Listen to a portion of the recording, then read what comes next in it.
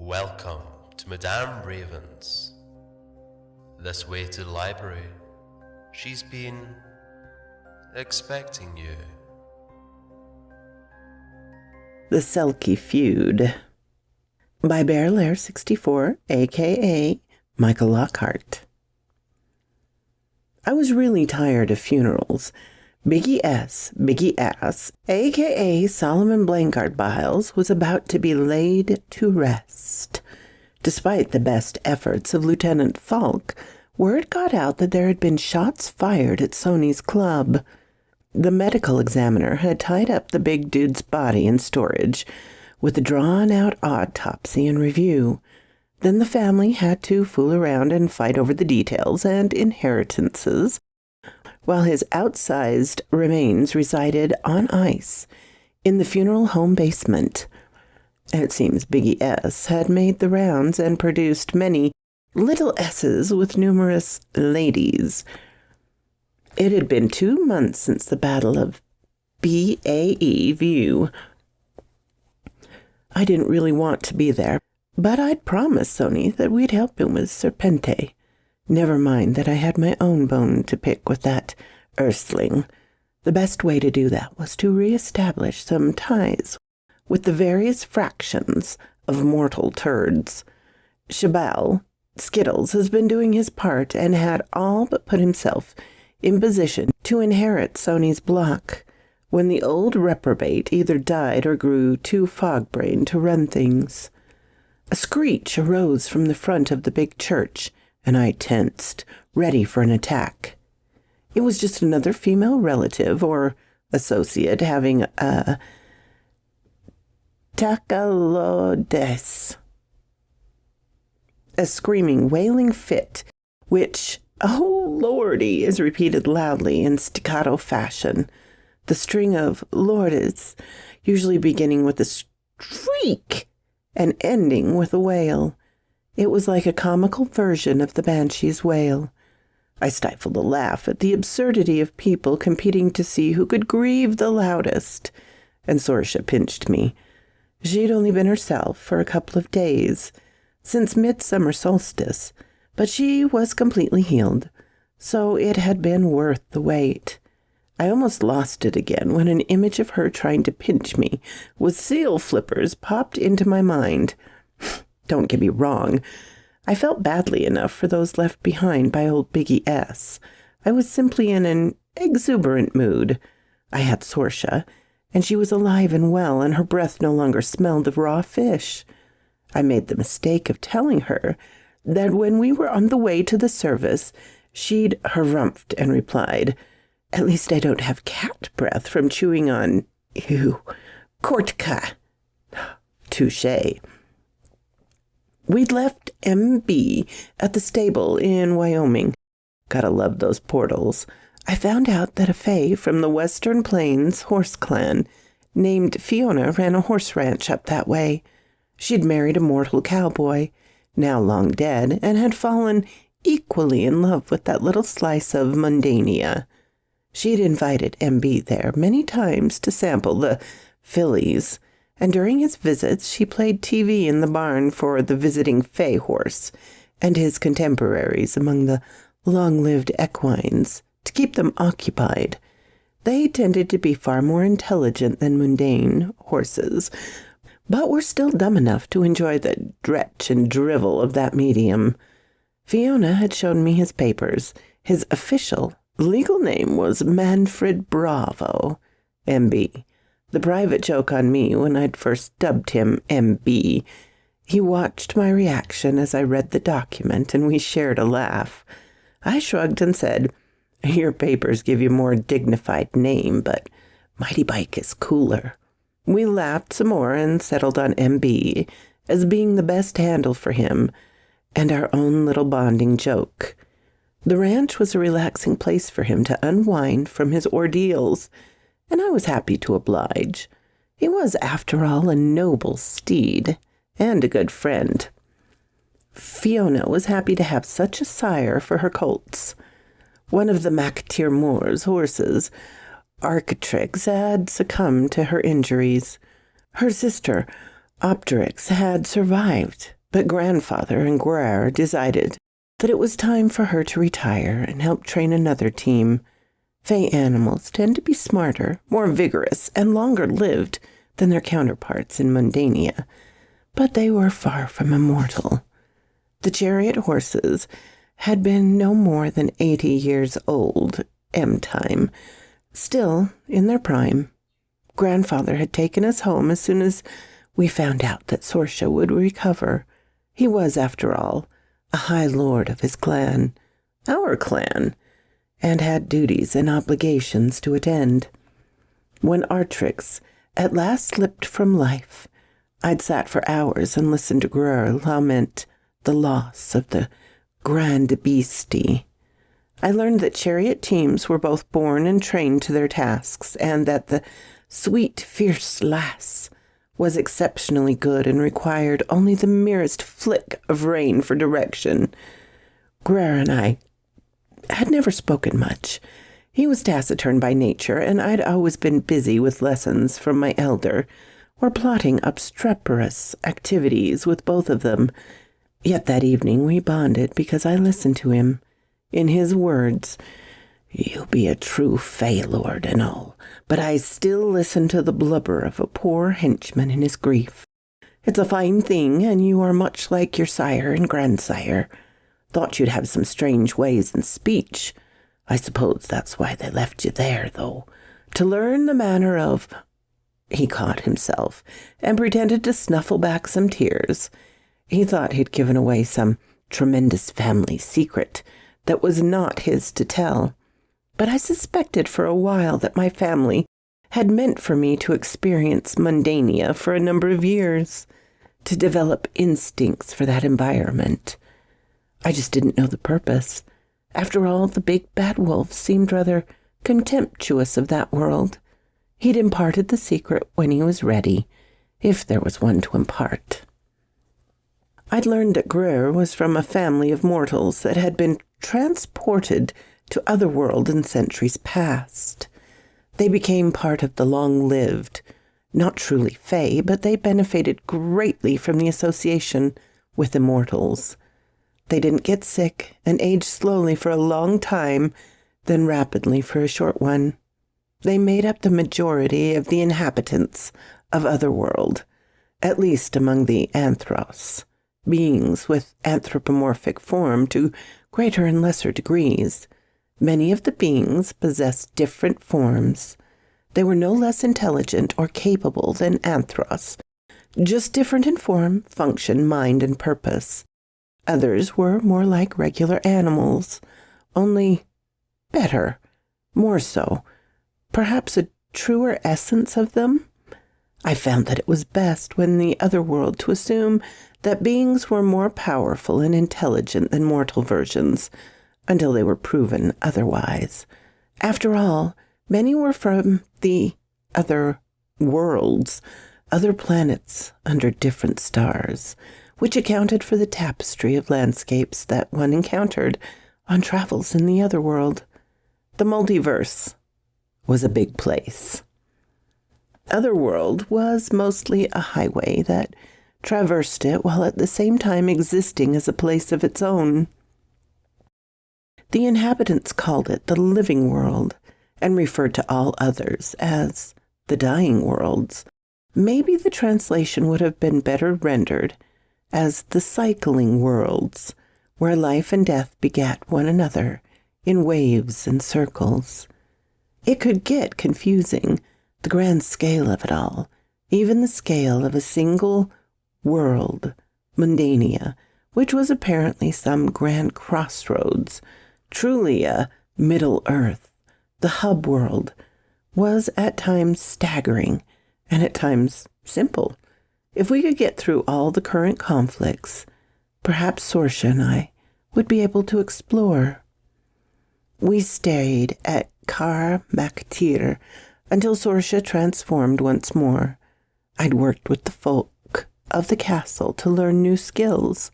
Guerre's cousin, Gern, had started me on chariots. He was younger than Guerre and was shopping for a worthy lord to serve. We weren't there yet, but we'd hit it off. And over the next month, time, I found myself able to fling javelins from chariot poles while the horse team was at a gallop, and then leap back into the car without grazing the tall helmet that Garen liked to wear. I wasn't yet up for backflips. I also wasn't ready to switch from cavalry to chariots full-time just yet, but I enjoyed practicing the new skills and the rush of wind and thunder of wheels. No idea why the ancients on Mundania ever gave up these conveyances. Probably the lack of portals and shifting relatives that made them more practical in Otherworld, and less so on the poor roads that covered the long distances in ancient mortal times. I hadn't neglected Sorsha, of course. Lovely seal rather than perfect maiden though she was at the time. There was an exquisite lake below the high fortress. Water ran from a natural spring under and through the structure, and then over a precipice into a deep, cold body of water. From there it overflowed into a creek, and then developed into a small river, as it was fed by tributaries on the way to another, less dramatically high, but equally magnificent cliff, where it fell into a churning gray sea. My ancestral home was breathtaking. I explored it as much as I could while Sorsha stayed near and within the various waters. I recalled grandfather's admonition that I learn about water before I stray near, so I learned what I could from observation and from the tales of various folk and beings who dwelled on the land near the waves. The sprites were helpful. Small and translucent, they played among the droplets of every place where the water splashed. Lovely creatures, whose forms broke light into tiny rainbows that radiated from within their tiny bodies. They could grow when need or mood seized them, but they mostly wanted to play. It was a magical time, and despite her form, or maybe because of it, we bonded even more closely. There was no physical attraction, except for the eyes. Those were the same. And the hair color. Anyway, it gave us time to get to know one another without the hormones setting our hearts afire. We were, in Fae terms, in the earliest stages of adolescence. For the moment, Sorsha couldn't speak in a language that I understood, at least at first. However, by paying careful attention, I learned to make out the meanings of many of her barks and squeals and undulating gestures. Then Midsummer's Eve arrived, and those of the Western Wolf Clan, under the liege of the Mactir Morg, celebrated long into the evening. Sorsha and I left the merriment behind us fairly early in the evening and made our way down to the sea. She was in need of water, and I in need of a walk. It was a long journey in miles, but Otherworld had a way of reducing the length of journeys. Something about the nature of the place. It was cold down by the sea, despite the season, and when she'd finished her swim and perched on the rocks to dry herself for a while, we sat beside one another, and I babbled on about what we would do when we got back to Mundania, and how I wanted so desperately to hear about all that had happened to her while she was held captive. I'd long since given her my portion of the tale. It got cold as the night deepened, and we both grew sleepy. I wrapped my cloak around our two bodies, and we shared the mammalian warmth as we slept until sunrise. I awakened to a naked Sorsha, curled up against me, using one of my arms for a pillow, while the other wrapped around so that my hand rested. Well, that's not really anyone else's business. The call to stand, shuffle forward, and take one last view of the bling-bedecked carcass, or loved one, interrupted my reverie. We shuffled up to the large casket with the 8 pallbearers standing to one side, and along with the rest, pretended to say our goodbyes. The pallbearers looked like the line from a football team. They'd need to be. Biggie S. was a heavy dude, and the casket was ornate and made of metal, flashy as a gangster's casket should be, especially when he'd fallen in the line of duty. I saw Sony seated on the front row among the family. I nodded to him courteously.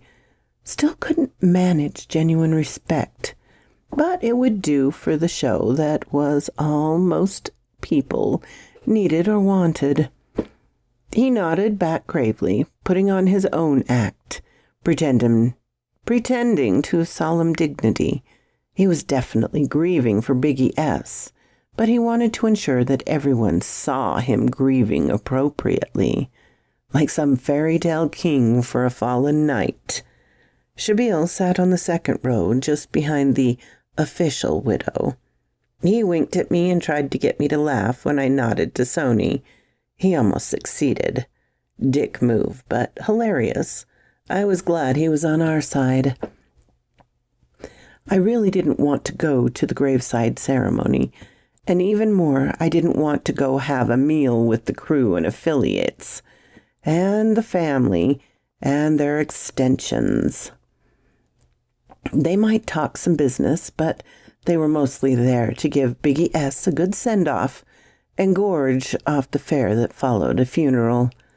I talked Sorsha into bolting as soon as we could get away from the throng of people now packed into the parking lot on their way to load up the cars and drive the 300 yards to the gravesite. The line of cars would be longer than the drive, so the funeral director would take the lead vehicle in a wide loop and help disperse them along the narrow lanes of the cemetery. We quickly found our way to her car and prepared to wait out the rest of the mourners, and then simply sneak out the exit into traffic. My mind wandered when I should have been alert. Wham! Wham! Wham! Wham! Etc., in a staccato of automatic gunfire. The all-too-familiar and dreaded sound of shots fired rang out from the street in front of the funeral home complex. A gold SUV roared past, and 3 passengers in white jackets and red berets disappeared inside, tugging their little automatic weapon with them. There was a great deal of screaming and running and diving for cover. No one was hit beyond some wounds taken from broken glass and ricochets. There were more shouts of anger about damaged vehicles than cries regarding hurt bodies. Producing dead bodies hadn't been the point. The point was that the war was still on, and Sony's crew was losing. Serpente wanted to ensure that the message was received, and it likely was. A drive-by at a gangster funeral was so cliché, but I'm sure that if Biggie S. was in an afterlife and could see, he'd be proud he raided one. He'd been a righteous crude. I later snickered in memory of another old movie line I'd corrupted to my purpose. At the time, I was nearly apoplectic with anger. We left as soon as we could negotiate the jammed parking lot. I was seething. Serpente and his trash had put her in danger once more. I had enough reason to hate that dude, but now I was growing furious. It took all the control I possessed to hold back one of those rages, the fit that comes upon me and allows me to wipe out a small herd of kobolds and their large allies single-handedly. Serpente had not taken a direct role in Sorsha's abduction, but he'd allowed the kidnappers to pass through his turf in both Otherworld and Mundania with my sweetheart in tow, and he'd allowed them to employ a particularly dangerous creature from his lake to transport her, a Kelpie. He could have stopped the foolishness, but had refused to help because discomforting the Mactir Moor was more fun to him than assisting a lady in distress. Besides, he wanted to stay in the good graces of a certain dark powers in Otherworld, especially his father. He'd likely taken some personal motives, lust for power and control, among his other sins that irked my ire. He'd sent his minion, the Lamaya, to murder Mercedes and to attack me, simply to dissuade me from interfering with his enterprises. He'd taken over Jaguar's human trafficking scheme in Mundania and made it even worse. There were rumors that he used many of the victims in sacrificial rites after he was done with the carnal users of their bodies. It was a good thing Sorsha was driving. She could see that I was a bubbling cauldron, more so than she'd ever witnessed. The worry that she might be afraid of me brought me back to some rationality. She placed her hand over mine, and I soon was well. She was my cure. We went back to her mother's home. Okay, her stepmother's. The woman's glamour would fade one day, and she would recall that she only had one daughter, unless Sorsha decided to renew it. I'd helped her put one on her regarding Shaban. We hadn't figured out how to tell her that her daughter had died on the threshold of Otherworld and that her remains were beyond recovery. We discussed a glamour to have her recall that a plane crash had killed Siobhan, but we'd have to extend it to Shane in case they wanted to discuss the matter. Others would have just settled for her being gone and taking Miss Ellie's word for the loss. I suggested that maybe a lost at sea scenario might work. Maybe she went on a cruise and never returned. There's always some hope to run alongside the misery of losing one's child. It was never our first priority.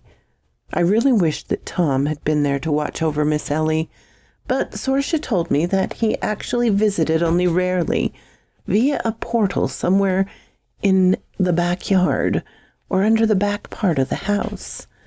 I wondered whether he would be willing to add the numerous stray cats of the city to our cause. They'd be able to take out some of Serpente's small-statured minions, like the Hatau, regardless of where His Majesty was. We had other priorities. First, I'd have to contact some of my old hood rat friends and gather our Mundanian allies. Sorsha was not going to like that, and I hadn't planned to take her along, but most of my turd friends were dedicated misogynists. In their words, women rarely did more than submit. It wasn't that they weren't tough. It's just that they were mostly kept from being awful enough to do what men did. Those that could manage it were infinitely worse but rare. The remnants of Sony's crew and the entirety of Shabal's Skittles crew combined was still no match for the numbers that Serpente now commanded. He'd taken the pitiful remains of Jaguar's crew, mostly affiliates, brought in his own soldiers, recruited other local crews to his side, and then consolidated the entire mess into a super crew, a veritable sewage treatment plant of criminality. I plan to recommend that we recruit some members of other organized criminal elements from other parts of the city. Perhaps the Kitsune or one of the other gangs I dealt with in the past.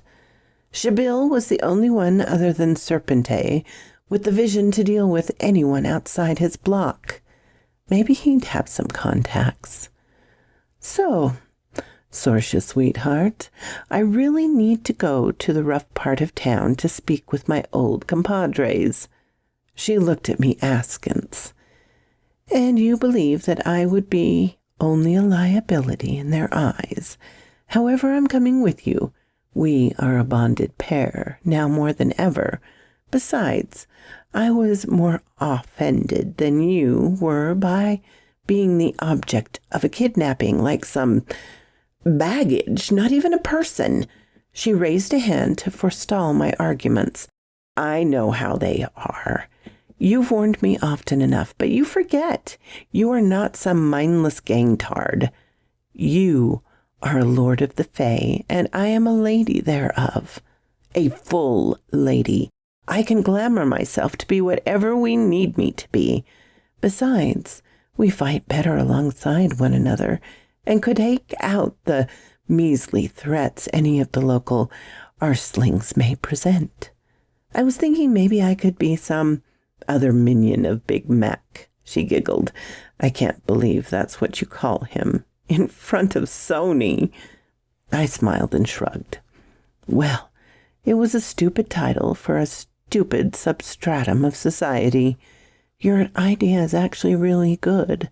I would definitely feel better alongside you, though no smooching in front of the turds. Maybe we could call you Hot Shake. That got me. The tinkling laughter I'd longed for in her absence. The seal version just didn't sound the same. Hey, it's Independence Day weekend. Maybe it would be a good time to go shoot off some fireworks. An opening salvo? From there, we made our own plans to offer the Criminal Council of Elders. I was in no position to lead the council. I had no crew, and as far as anyone but Shabil knew, I had nothing to offer beyond what any soldier might provide. Still, Shabil and Sunny both were aware that I'd taken out Jaguar and a big chunk of his crew, and rumors abounded that I was some kind of secret Assassin's Guild apprentice. Shabil knew about more of my genuine history, but Sony had seen me in action at the Battle of Bayview, so I got a seat at the table. Along with my Lieutenant Salty, a.k.a. Sorsha, I'd hinted that I could bring some forces to the fight when the time came. Some of the Western Wolf Clan might decide to go on the expedition.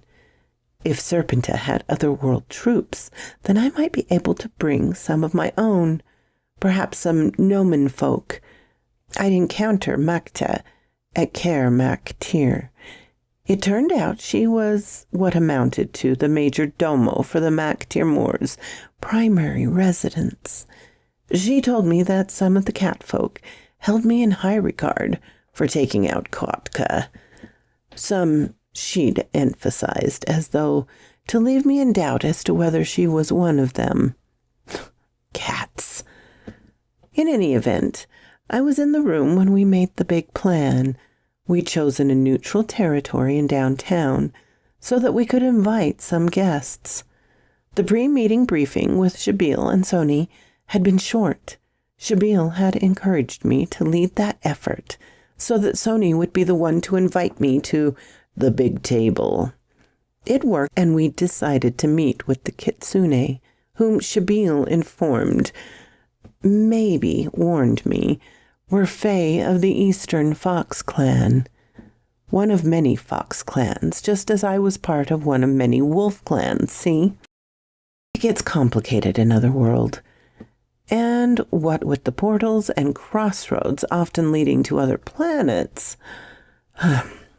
we'd also invited a pretty rough outfit that had competed directly with Jaguar before his well-deserved demise. Their gang had split between those who wished to go with the clearly organized and ruthless Serpentine, and those who wanted to remain traditional, undisciplined gangsters. They didn't actually perform circus crimes other than hitting other crews and low-level civilians.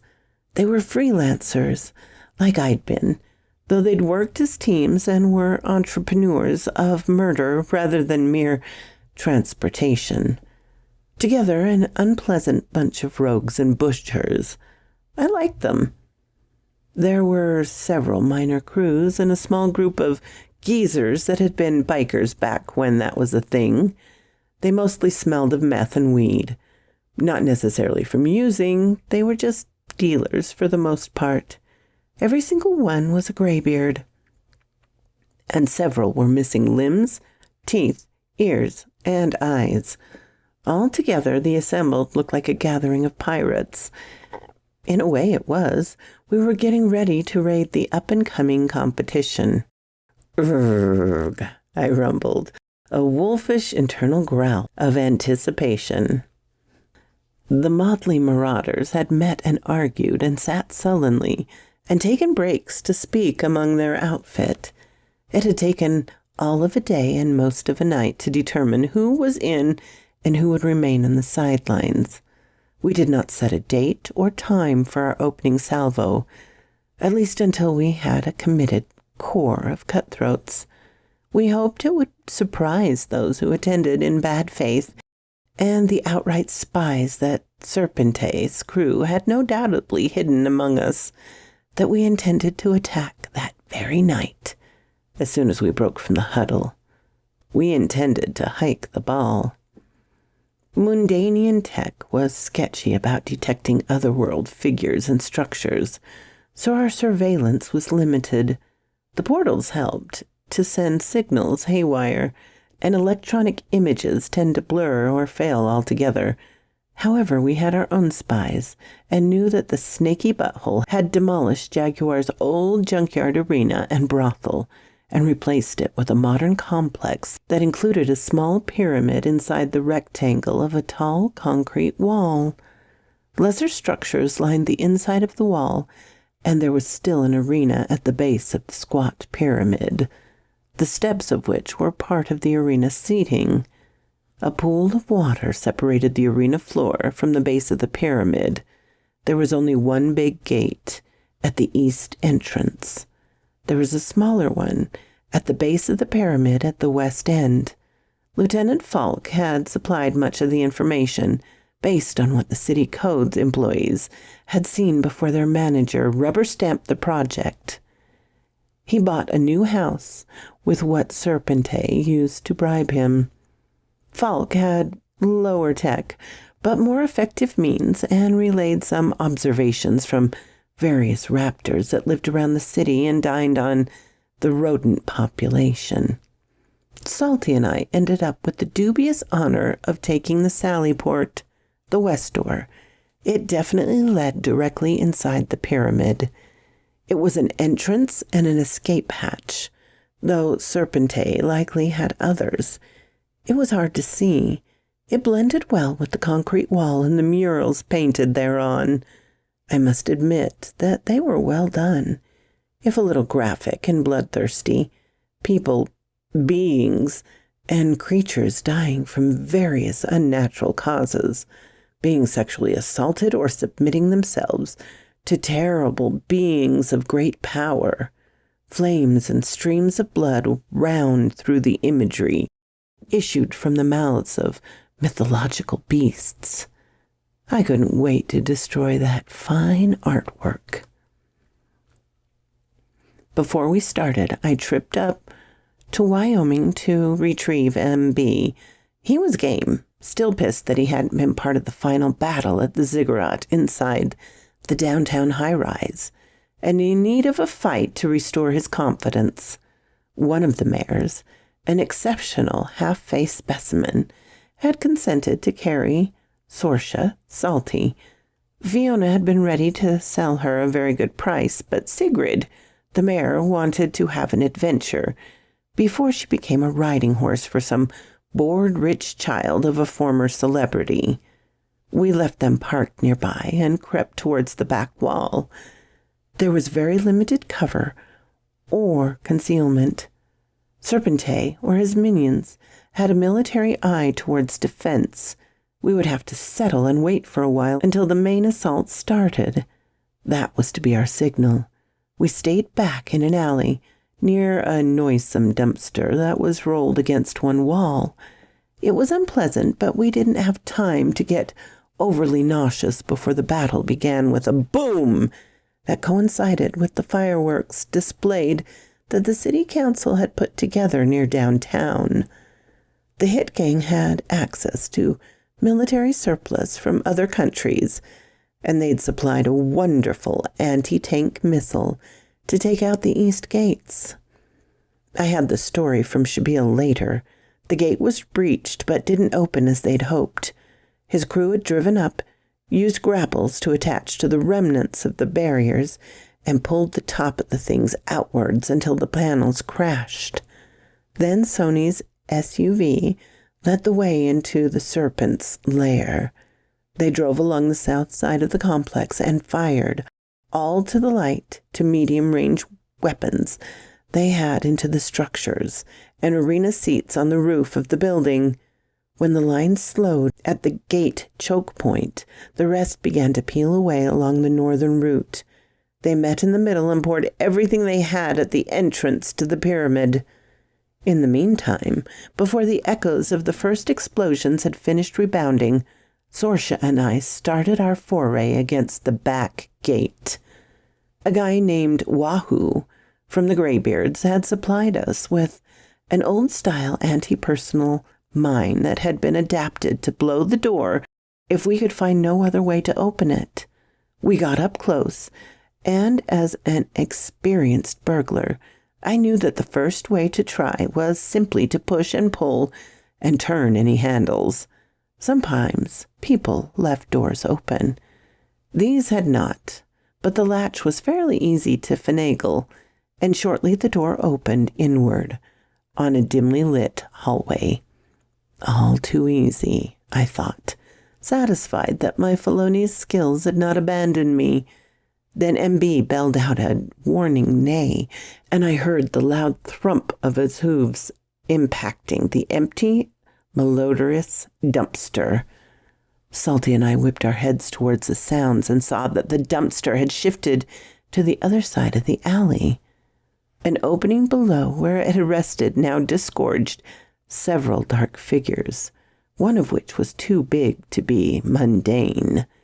It rose into the night and slithered up the wall like an enormous millipede until it reached the apex of the low structure on either side, then launched into the air, long and sinuous scaled body beneath feathered wings that had been wrapped around the length of a great body and now spread out to either side, like some feathered outer skin that the enormous serpent had shed, and yet still clung to its form along the spine. The wings were not wide, but extended along the entire length of the body, like an extended hood on a cobra. They were covered with feathers in every hue imaginable, between red and yellow. The scales on the body were golden and glittering.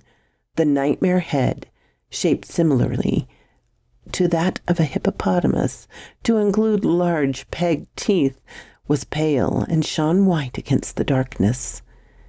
It was the living nightmare image of one of the caravan heads at the complex of Tenochtitlan, just outside Mexico City. The head was of the same size as those stones at the complex, and the body stretched towards 30 feet. The other figure attacked the horses, but MB had the good sense to flee behind the mare, who had already startled and bolted. I took a moment to set down the charge in this little pack as the doors stop. I wedged the detonator inside the space between the door and the frame, so that if anyone closed the door, the charge would blow. Then Salty, Sorsha, and I attacked the ambushers. I glanced up and saw that the plumed serpent, a.k.a. Quetzal, dragon, had made a circle and now shot down towards us as we crossed the opening space to the alley. It was a race, and the big creature was winning. Still, it couldn't do much unless it could breathe fire or spit poison or skim us into its jaws like a fishing bird. It wasn't big enough for that. But otherworld containers were tricky. So might be the maws of fey beasts. Sorsha dug something out of a pouch that bounced at her side, one of the selfsame small outer, voluminous interior pouches I'd just considered. She tossed it over her shoulder. There was a wheeze, and then a pail of smoke rose all around us. She seized my hand and dragged me towards the direction from which the Quetzal dragon approached. We cleared the smoke ring, even as we felt the rush of air when the monster passed just overhead. It felt like a roller coaster, and we were the tracks. There were shouts of anger and dismay from the alley, and our erstwhile opponents launched projectiles towards where we had been. We turned into the next alleyway and fled as fast as we could. It was narrower and more crowded with obstacles than the other, and we had to dodge and leap to negotiate the passage. I was onto the plan now, though. We were working flawlessly as a team. We passed the first turn back towards the other alley, and instead turned again to our left. We went up one and then finally made the loop back towards our opponents. Several times a large shadow passed overhead, and an ear-splitting roar set our nerves to jangling. As we made our way along a narrow passage back towards the first alley, a pair of large shadows loomed ahead, and a low rumble issued from one of them. We stopped and raised our unlimbered weaponry, prepared to fight. Then the teeth gleamed, and a whicker of low laughter issued. It was MB and Sigrid. We'd mounted gratefully, and now faster than our enemies could account for, sped towards the fight. The group of ambushers were composed of several large, slope-shouldered, bow-chested beings. Their heads were covered in plumes, and feathers sprouted from their bare arms. Their chests were reminiscent of a bird's rather than humans, and their backward-bending legs ended in heavy claws, like those of an ostrich or emu, made for running and kicking. They were essentially what terror birds would be had evolution been kinder to them. Apparently it had been, somewhere. We burst through the group and slashed and stabbed to either side. Sorcia turned out to be an excellent rider, and her lance drove home true. It split the breast of the creature on her left, even as it leapt for her. However, the one on her right sprang successfully and raked at her with both sets of razor claws. I'd used my broadsword to hack off the feet of the first one to reach me and leapt. It tumbled into a squawking ball of injured flesh that rolled behind MB and received the barest flick from his passing hooves. I slammed the point of the blade into the breast of the next one on my right, even as the second that faced Sorcia leapt. I couldn't get the weapon loose fast enough to help her. It didn't matter. She'd let go of her lance and had drawn her dagger. She couldn't avoid the impact, but she was able to let the bastard bird drive its own neck onto her blade when it tried to savage her with its beak. Then we were through. We wore light armor, and Sorcia was now rent, and she was bleeding from the side of her thigh. The saddle, just behind her right buttock, was torn down into the padding, but there was no blood flowing from Sigrid. Sorcia grinned. "I'm all right. The bruise will be worse than the laceration." She patted Sigrid in praise, and to comfort the brave but untrained mount. A noise and a hint of shadow attracted my gaze as I looked towards them and then beyond my lady. We'd been so busy with the flock of bird turds that we'd forgotten the Quetzal dragon. Sorcia saw my expression and turned to look. We were back in the opening between the wall to Serpente's compound and the opening to the alley. MB wheeled towards the alleyway and Sigrid followed. We made it inside and just past the dumpster when the Quetzal dragon finally showed its power. The area we'd just vacated lit behind us, not with fire, but with a direct beam of ultraviolet radiation that burned the way the hot sun does, with a long day of the hottest desert radiance concentrated into a single burst. It wouldn't melt anything metal or set afire unless it was focused for a while, but it would fry flesh and singe it from the body and hair, and feathers would catch into momentary flames. The blast of blinding white radiance bathed the mouth of the alley for just a moment as the winged serpent passed. Fortunately, none of us looked back. It was already blinding enough with the rays that found their way to and around us. It was hot enough to feel, but not so intense outside the direct beam. Two of the bird folk carcasses that rested near the front of the alleyway roasted like Thanksgiving turkeys, only with the unpleasant odor of burning feathers and innards, as though someone forgot to remove the plastic-wrapped gibbet container before they placed the bird in the oven. We took the first right turn, and MB slowed but still moved rapidly. We circled back to the space between the older buildings and the compound wall at the next alley from the turkey roast. The shadow was gone. There was no sign of the avian reptile dread in the near sky view. We heard it again, but it was above the inside of the compound, No doubt it attacked our comrades at the first of the pyramid. This end of the assault was over, and foobarred. We rode back to take one last longing look at the open doorway that beckoned us inward to what was definitely a trap. I tried to decide to spring the trap and take our chances when from the interior figures crowded towards us. This bunch was more than a few guardians. It was a swarm of soldiers. I had picked up some skill with the javelin during our last sojourn in Otherworld. I drew one of the darts from MB's saddle holster and urged him towards the door. "Stay here. I'll be back," I called to Sorsha over my shoulder. Doubtless it looked like a foolhardy suicidal charge into the slavering mob that ran towards us from the interior of the pyramid. I let fly, and MB wheeled even as the last molecules of the javelin shaft parted from those of my hand. A crump soon sounded behind us to indicate that I'd struck the little pack and allowed the back door to the pyramid complex to close. I met with Sorsha, and we turned the horses towards the rendezvous point. I chanced to glance over my shoulder. The door had held, but something dark and liquid now seeped from beneath it and had begun to pool just in front. So quoth this raven.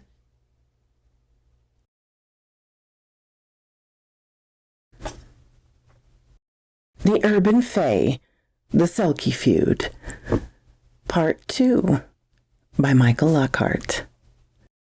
"Who knew we'd have air support?" one of the gang leaders asked rhetorically. "We still put a hurt on him, eh?" Sony nodded sagely, his eyes hidden behind two dark lenses of his shade.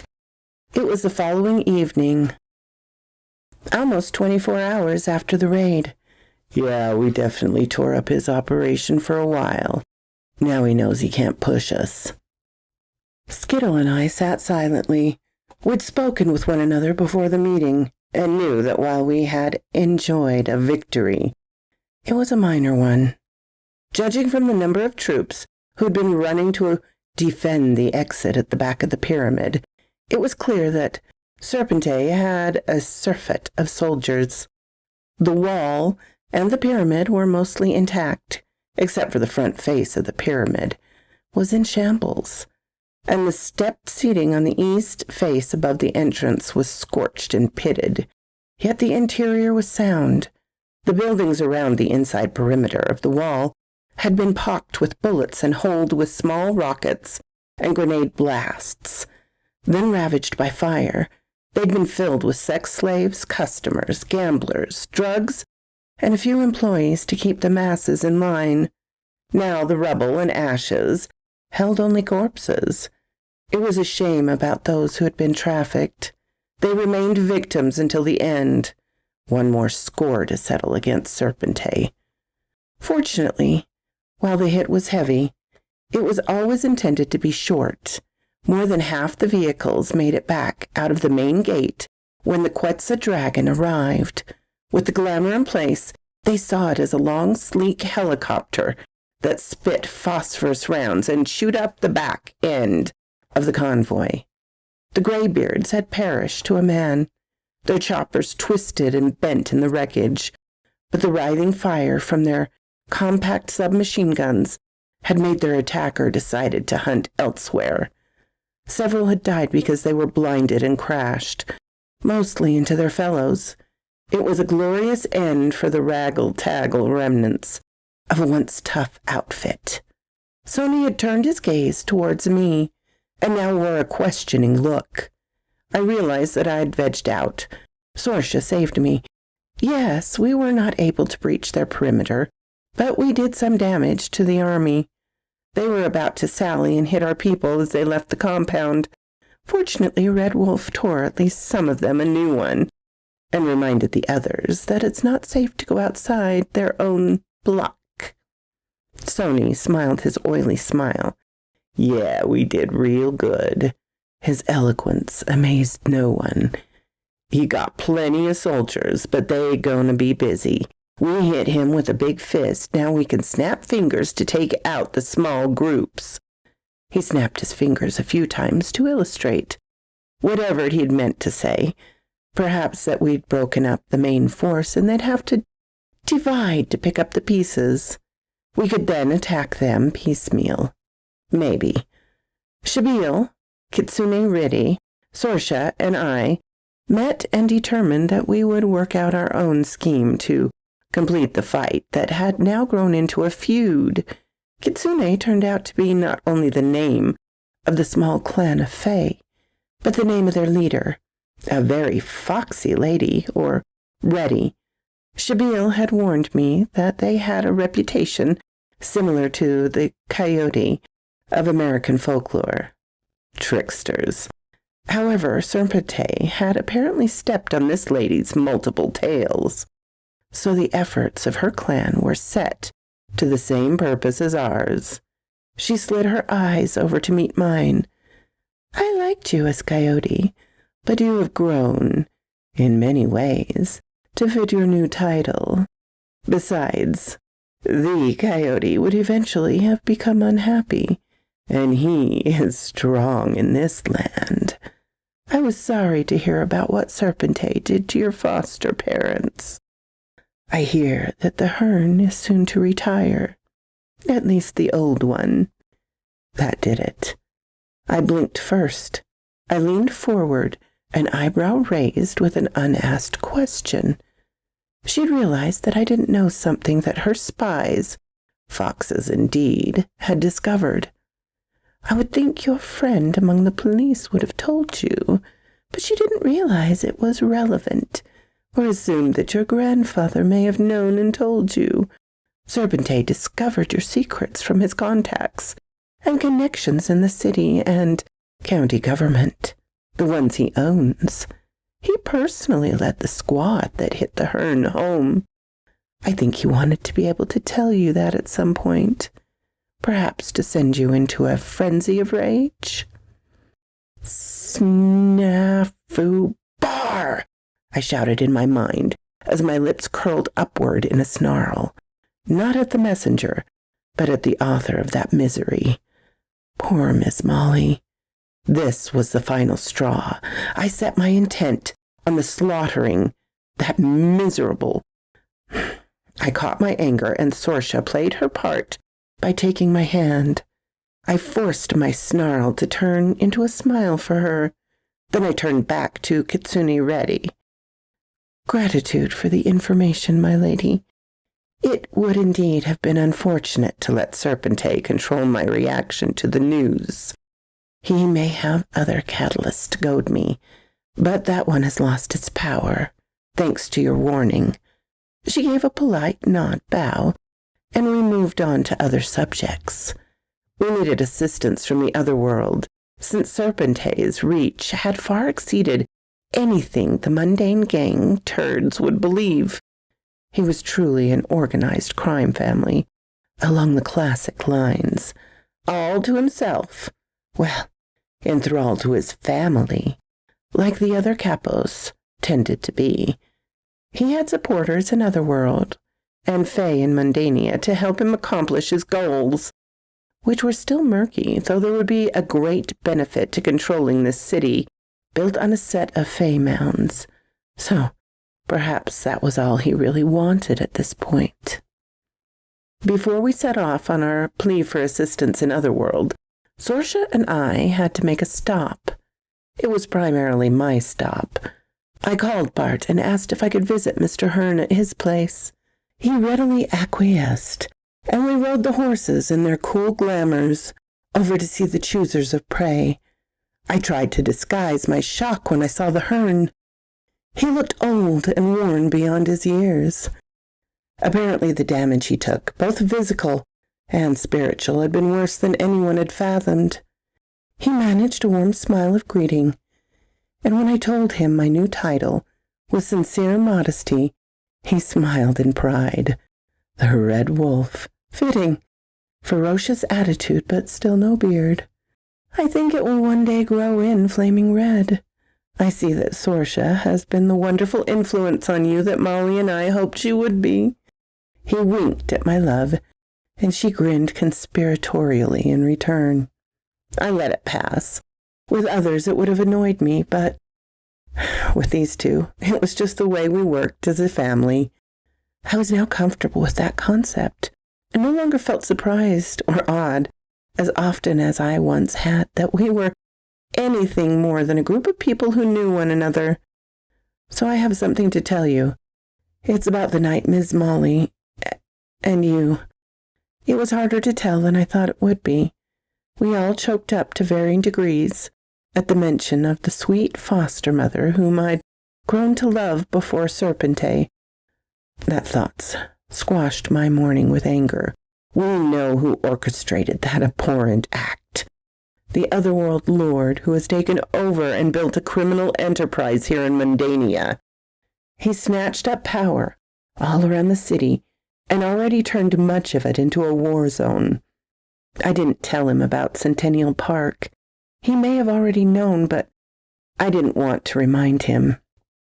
The proximity to that park had drawn he and Miss Molly to the old house when they were a young couple. He'd suffer to see its current fate.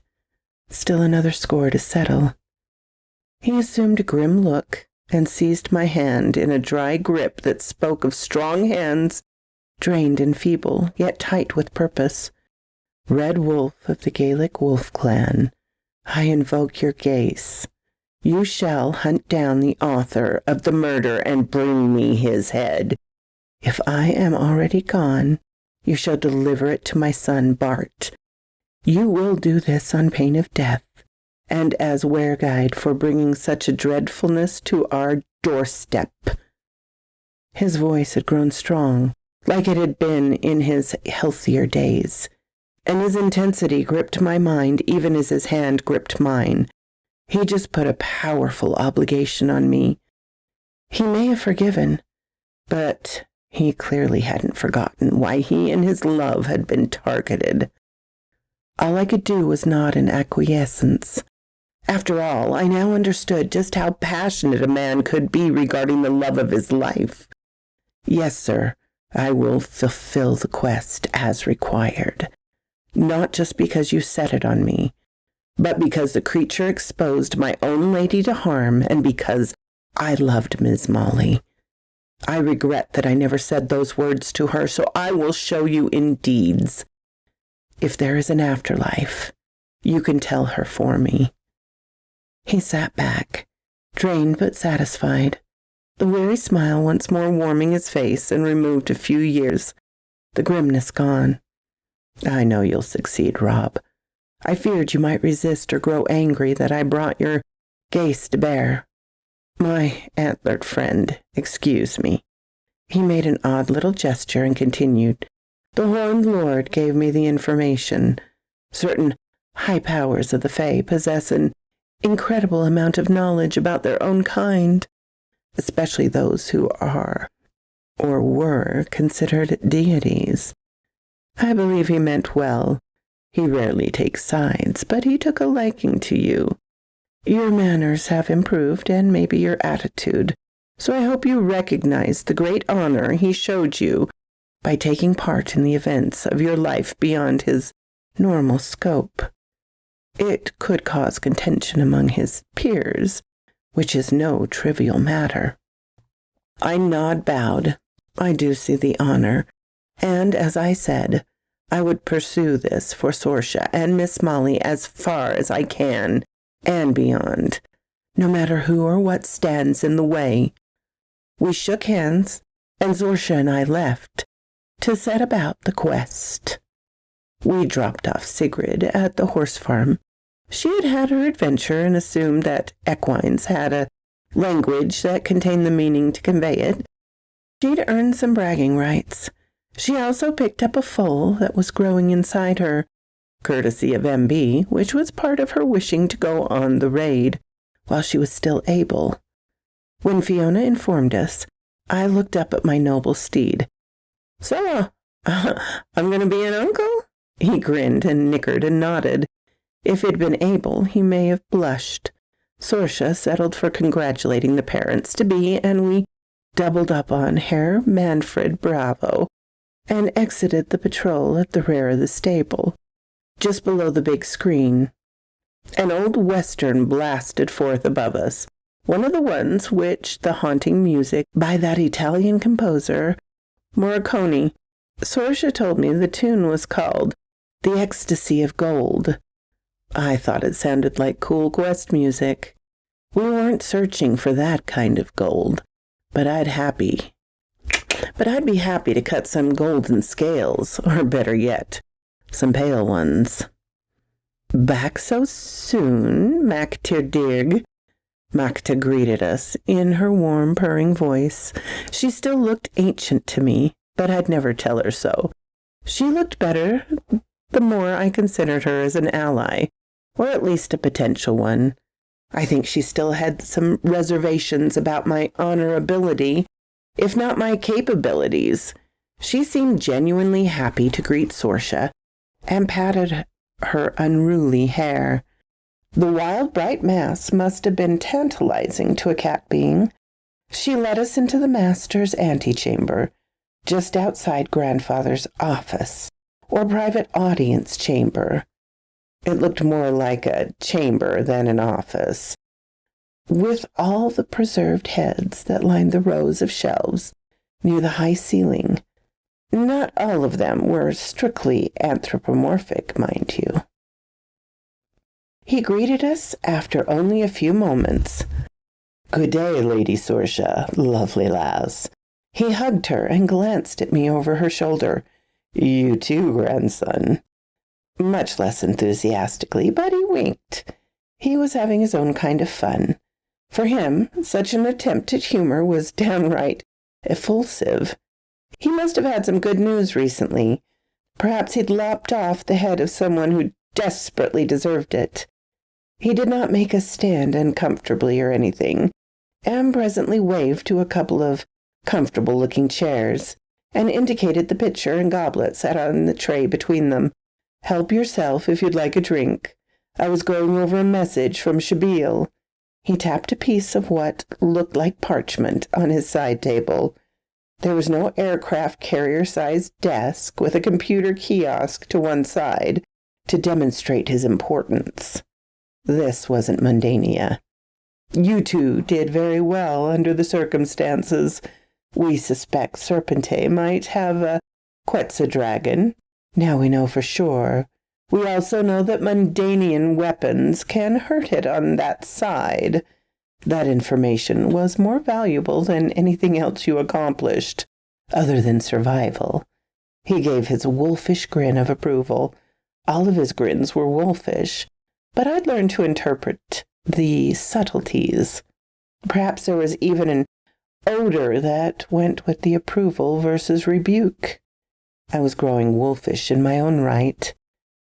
It would have been nice to have been forewarned about the airborne nightmare. Weird-looking things with a weird beam weapon, like some DARPA would invent for a space force. I winked at Sorsha. He shrugged. "If I'd warned you, you would have approached differently, shown caution, or felt fear. Everyone talks about the dangers of dragons. Some other types are bigger and more ferocious. This type is very dangerous, with the sunray eyes. But a fire drake would have finished you before you got started. Besides, this was just a child, and you tend to handle surprises well. And Lady Sorsha was with you. So stop playing at whinging." This time he winked at Sorsha. "Now we have to work on gathering a force. Serpente has been working at it for longer, and has the backing of powerful beings on this side, and what passes for powerful in mundane world." I nodded. "Maybe we could get one of those other types of dragons to help with our air power." He gave me an almost disgusted look.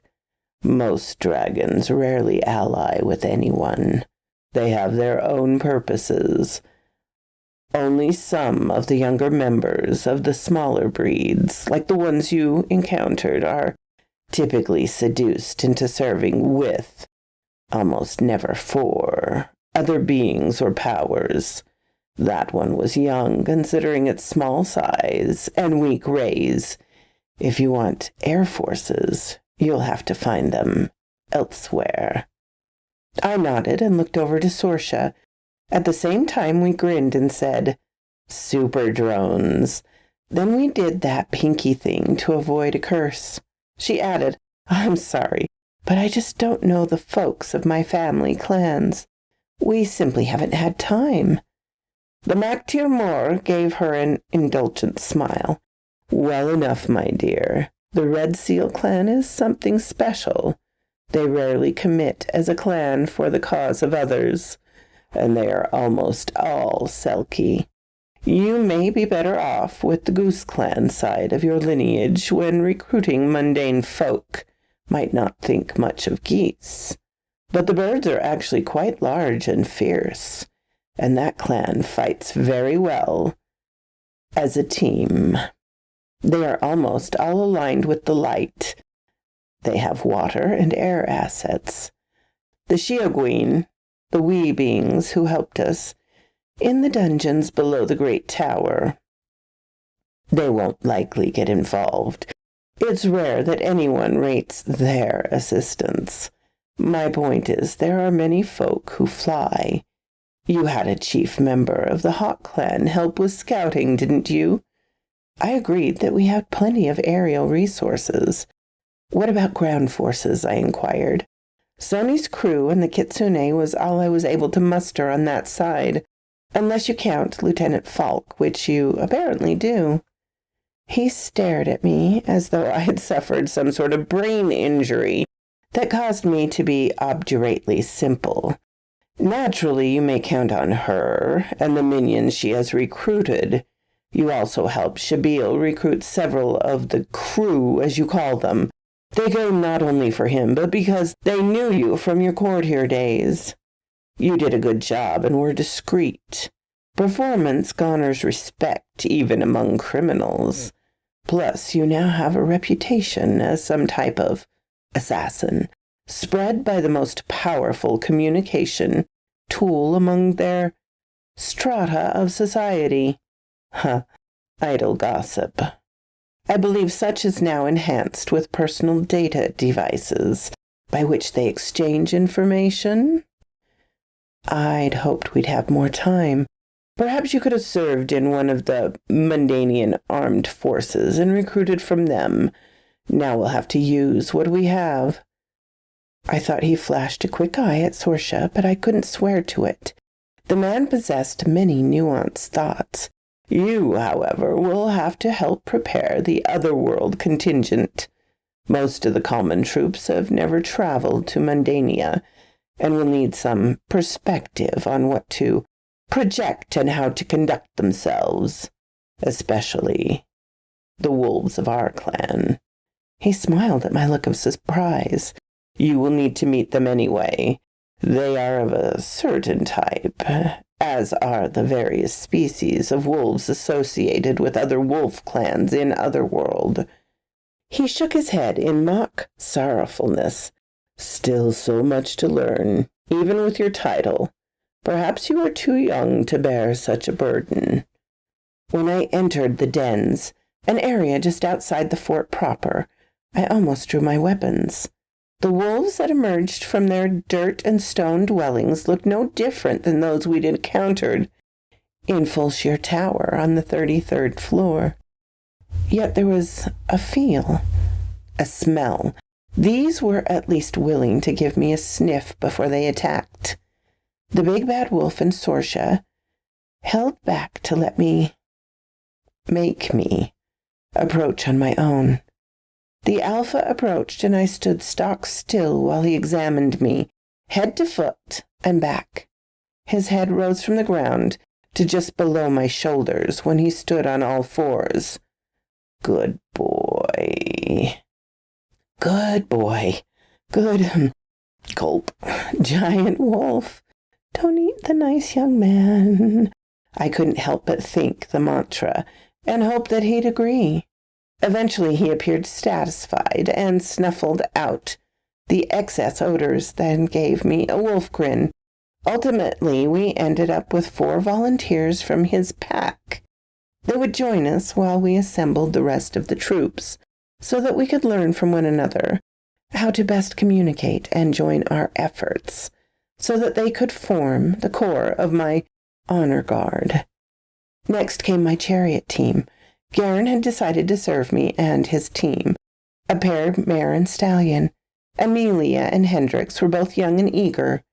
They were friends of MB and were eager to show him up with their own performance. I discovered that horses always love to compete with one another. Sorsha did her part and recruited a squadron from the Goose Clan. A large number of them had known and respected her father. We even picked up a flock of geese to help with scouting and guard duties. Geese Home, as their fortress was called, was a tall, slender pinnacle that perched against a rock face that overlooked a pristine lake. The pinnacle rose along and then above the cliff. There were resting places all along the face of the wall, and tunnels bored into the rock face from the tower.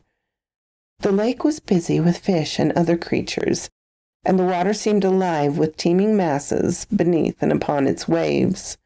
A river ran from the lake down to a gray sea, where the graceful ships of their fleets docked. Lakes, rivers, and seashores were apparently popular landscaping motifs in Otherworld. A small city that had grown up around the docks. It was protected by walls, the river, and the sea. The folk were every bit as noble and honorable as had been Mr. Gosling. They regaled us with tales of his voyage over the course of many years. He had discovered new lands and peoples, and had made many friends and more enemies than he ever wanted. It seemed odd that a man so accomplished in at least 2 worlds could be as humble as he was, could take an interest in an orphan boy, even one related to his friend. I was once again touched and grateful for all he'd done as a mentor and as a net to catch my fall.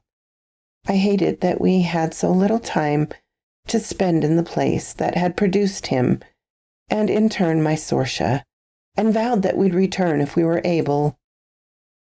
Sorsha picked up a few from the Red Seal clan.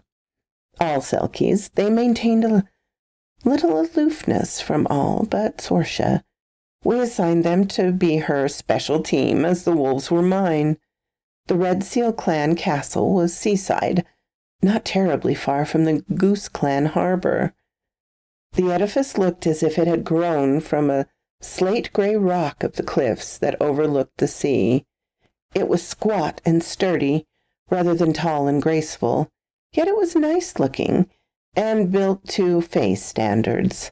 Surrounding it was gray sand, gray water, gray sky, every hue of gray the way the Quetzaldragon's plumage was every shade of red and yellow. A brilliant monochromatic landscape, like an old classic movie. The lack of primary colors did nothing to detract from the majesty of the place. Another vow to return, another hope cast to the fates, the Norns, the Weavers. I picked up a few of each from the 2 different Rowan clans, a pair from my mother's people, who were distant cousins, and a squad from the Far West clan that was associated with the area of Mundania that had been covered in concrete, steel, and mortals to form my urban jungle. They were an aggressive bunch. The mortal Anthros among my maternal grandmother's Western Raven clan were into chariots the way grandfather was, and spoke reverently of the Moragu.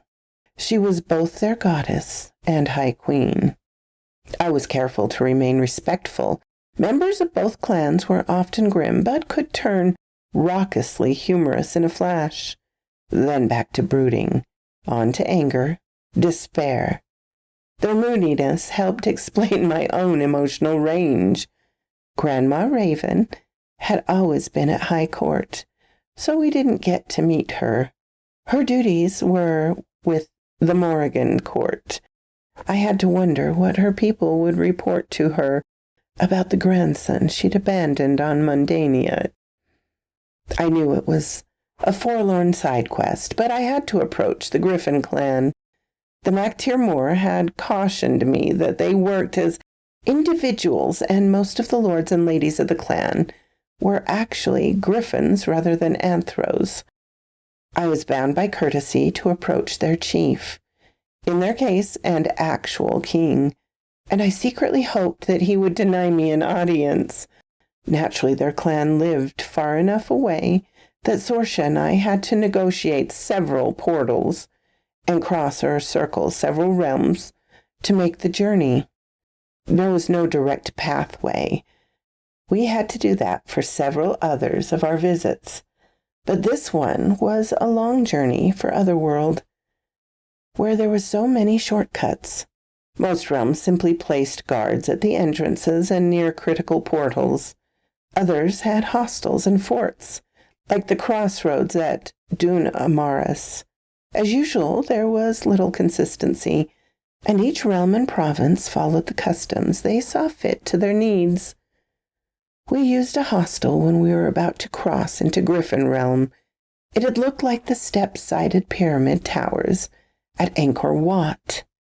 The guardian had been a beautiful, larger-than-average clouded leopard. She had been very polite and asked for news instead of demanding it. She hadn't cared much for my 4-pack of wolves. They'd remained at the entrance to her hall. But the hostility between the natural enemies burned through the gazes down the open spaces before her dais. However, she seemed to like the 3 Selkies who escorted Sorsha. While they appeared as standard anthros, at the moment they smelled of the sea and still had fish breath. What cat wouldn't like that? The hostel was a different setup, more like a hotel than a communal space. Sorsha took a look around the space. According to our hostess, the next realm is ruled by a Kirin. There are a few anthros in it. Maybe we should just plan a vacation visit. She looked coyly over her shoulder. Or maybe a stop on our honeymoon. She caught me off guard once again and laughed at my standard foobar expression. It was definitely an intriguing place, and I was sad that I could not stay longer. Gracious, long-sought meetings and abrupt, unwanted departures seemed to be the theme of this quest to gather my army. The Griffin Clan actually dwelt on a different planet. Otherworld was a transitional planet, or plane, connected with many other worlds. It was sometimes hard to tell where and when we were, and how things connected. As we traveled through the friendly enough kin realm, I caught Sorsha looking at me from the corner of her eye. "What?" I asked, knowing that it would be something weird. I was right. She shrugged. "I was just thinking in terms of Mundania, where we both grew up. We're aliens, the science fiction kind. It all gets a little complicated." I could only agree. True, but I think this is a subject where we can let go of what we heard growing up and focus on what is. That's the part I find difficult. What to keep and what to discard of Mundania. They're right in many ways, and in other ways they have no clue. She nodded and frowned all at once. I think they once knew, but have forgotten. The truth has been muddled with so many agendas from people with short lives. That's what gets to me. The fact that our lives will be so long, provided we survive being murdered or falling in battle. She was weird but intelligent, and I loved her for both. So, quote, this Raven. The Urban Fae, the Selkie Feud, Part 3. by Michael Lockhart. The shimmer of a large portal appeared in the near distance. The last. On the other side was Griffin home, the place where my mom was born and where her father was attached to the High Court. I had my doubts about my maternal grandparents. She served a war and death goddess, and he, an ancient and powerful set of beings that had affected the mythologies and traditions of most of the ancient Old World cultures. I wonder whether I'd get to meet him. It would be the first time since the funeral, if it had been him at the service. Never knew with the Fae, of course. We couldn't just traipse through the portal with no problems. We'd made it a long way through dangerous territories, without incident, only to be assailed on the threshold of our destination. Snafu was all I could think. Out of the exquisite forest to our left, one that looked like it was made from scaled-up bonsai trees, what the Nipponese of Mundania call bonsai, and each piece of landscape was orchestrated to fit perfectly into the topography. It was like a small-scale diorama brought to the enormity of life on our scale. It was too exquisite not to contain bloodthirsty entities or be deadly in its own right. Surely the flowers at the base of the trees had to be poisonous or hallucinogenic.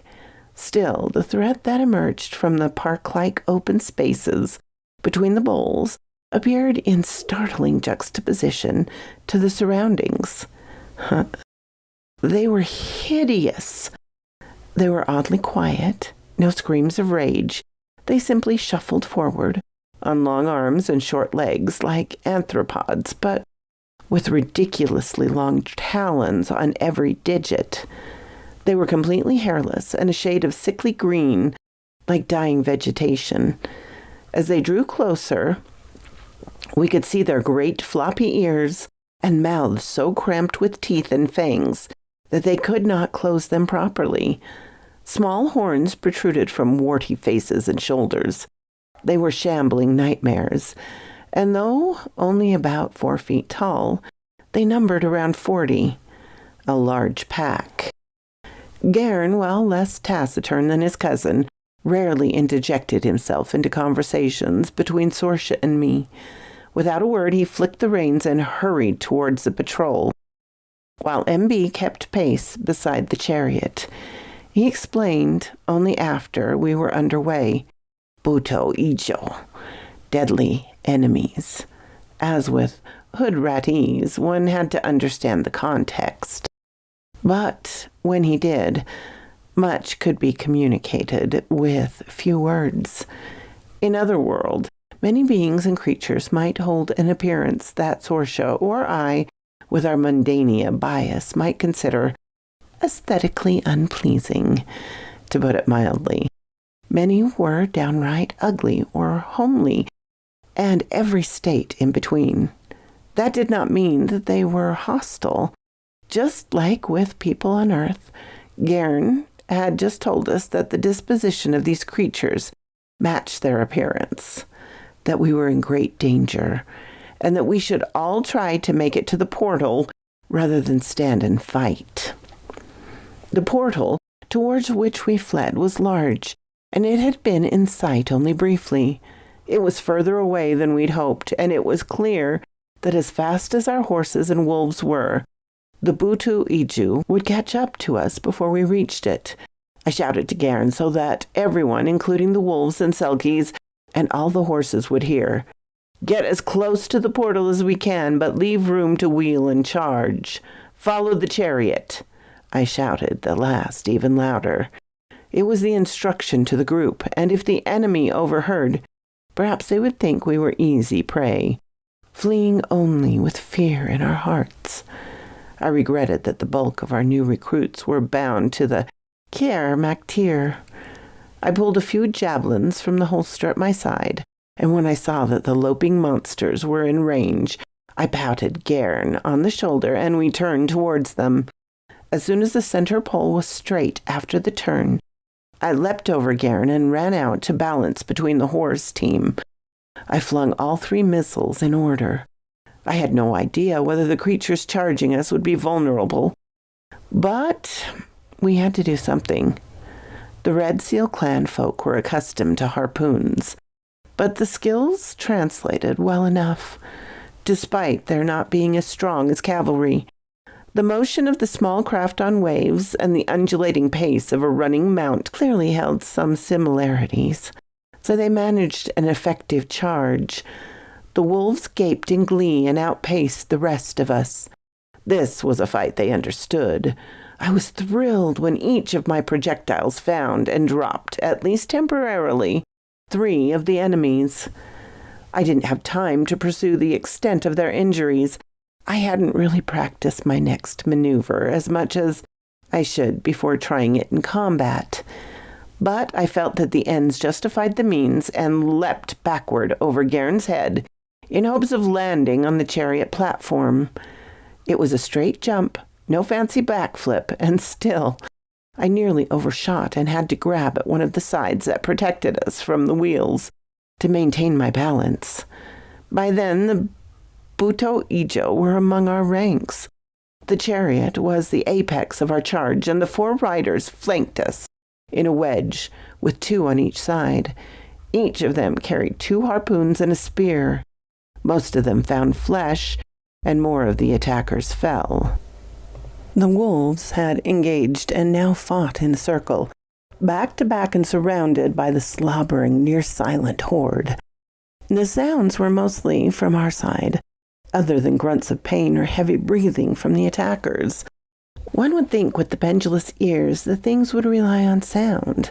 I thought perhaps they did, just not on those that they made themselves. Oh, my crazy mind in the midst of action. We did better than I thought we could. We had skewered, bit, and bowled over about 15 of their 40, though the wolves were now surrounded and fighting desperately. Garen needed no direction. He headed towards the wolf pack. We hadn't gone without damage. There were several wounds among our force. I naturally checked Sorsha first. She was fine, as was MB. One of the Selkies was holding an arm limply at his side and was pale and bleeding, yet still riding and clutching his spear, albeit weakly. We spurred forward, intent on rescuing our lupine friends, when I saw another group emerge from the portal. Fubar. I had no time to examine them. I cast my other 3 javelins, and we were out of missiles. Fortunately, the Butu Ichu had time to look. An eerie whistle arose from one of the larger specimens, at such a high pitch that it's barely registered. The wolves yipped and cringed momentarily at sounds that pierced their sensitive auditory systems. The monsters began to break off their attack and flee back towards the lovely forest. They dragged or carried their wounded with them, but left their dead. About 18 or so, scattered on the field, mostly with javelins and harpoons rising from their bodies. Still bobbing merrily, the wolves were battered, yet only one was incapacitated. An older male who hobbled on 3 legs. His left foreleg was a shattered mess. Sorsha caught the bleeding Selkie warrior as he fell from his perch, despite the best efforts of his fey steed. A female Selkie dismounted and assisted with the man. I had to register all of this in an instant so that we could prepare to face the next potential threat. Arrayed along the front of the portal were 13 beings. 12 goat beings, fawns, I recall. Goats from the waist down and sporting goat horns from the top of their heads, and 1 anthro, a strikingly handsome fellow with goat horns that protruded from curly locks to rise about his head, but otherwise quite human in form. He was somewhat hirsute, but it didn't hide the fact that he was starkly and impressively nude. A satyr. They watched us for a moment, and then, starting with the satyr, they began to applaud. They were clearly pleased with our performance. I'd been on the verge of losing control and leaping into the crowd of savage foes, and now I had to calm myself, to take deep breaths, to slow my heartbeat. I wanted to strike out at these interlopers. A soft hand covered my own, that was still perched on the protective sidewall. Sorcia's hand. The new arrivals were welcome enough, though I didn't like the naked dude who was staring hard at my lady. She couldn't help but see the third horn was prominent, but I had no need to worry. I knew her well enough by now to know that mere physical attractiveness and even impressive engorgement was not enough to entice her. I still didn't trust him or his intentions. After all, he'd watched those fell creatures swarm us and saw my companions suffer. Granted, the beasts had fled at the arrival of this new contingent. I noted that the fawns each carried bows, arrows, and an array of curvy blades, from a short sword to small carving knives. The big dude had a longbow cased beside some big arrows and wore a short blade slung from a baldric, one not unlike my own. He continued to smile. "You may pass. We just happen to be going the other way. You will want to get aid for your injured companions." He flicked a hand back at a pair of fawns, and they ran forward, each carrying a bag. "Perhaps our medics may be of service for the short term."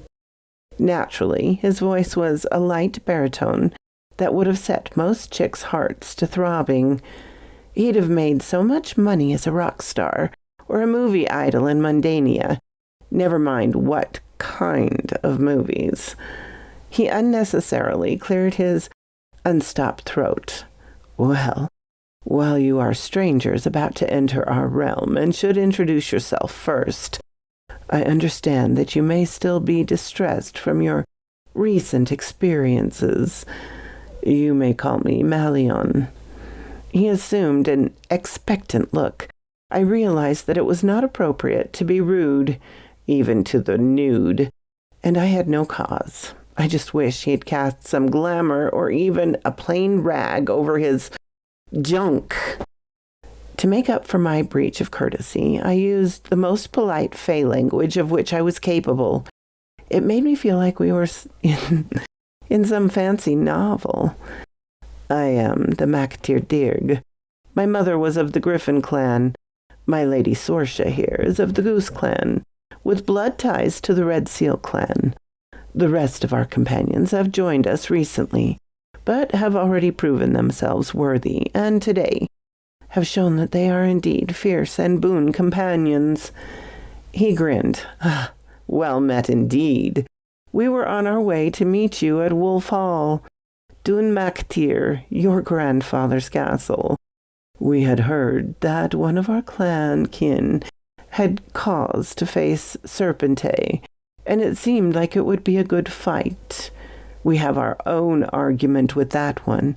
Come, we will return through the portal and escort you properly to Griffin Hall. Once your companions have received further care, and your quarters have been prepared, perhaps we may discuss what our squad of stalwarts can contribute." With that, I was brought home to my mother's kin. Sorcia and I were the only ones invited to address the officials. Everybody else needed some degree of treatment, and they were certainly hungry and tired. So were we, but I had a feeling that we'd get some pretty good food, either just before or after we met the high echelon types. They treated us to a snack and some very nice wine, and provided a place to refresh ourselves. Despite all the ancient trappings and appearances in Otherworld, one must appreciate that the Fae are hardly primitive.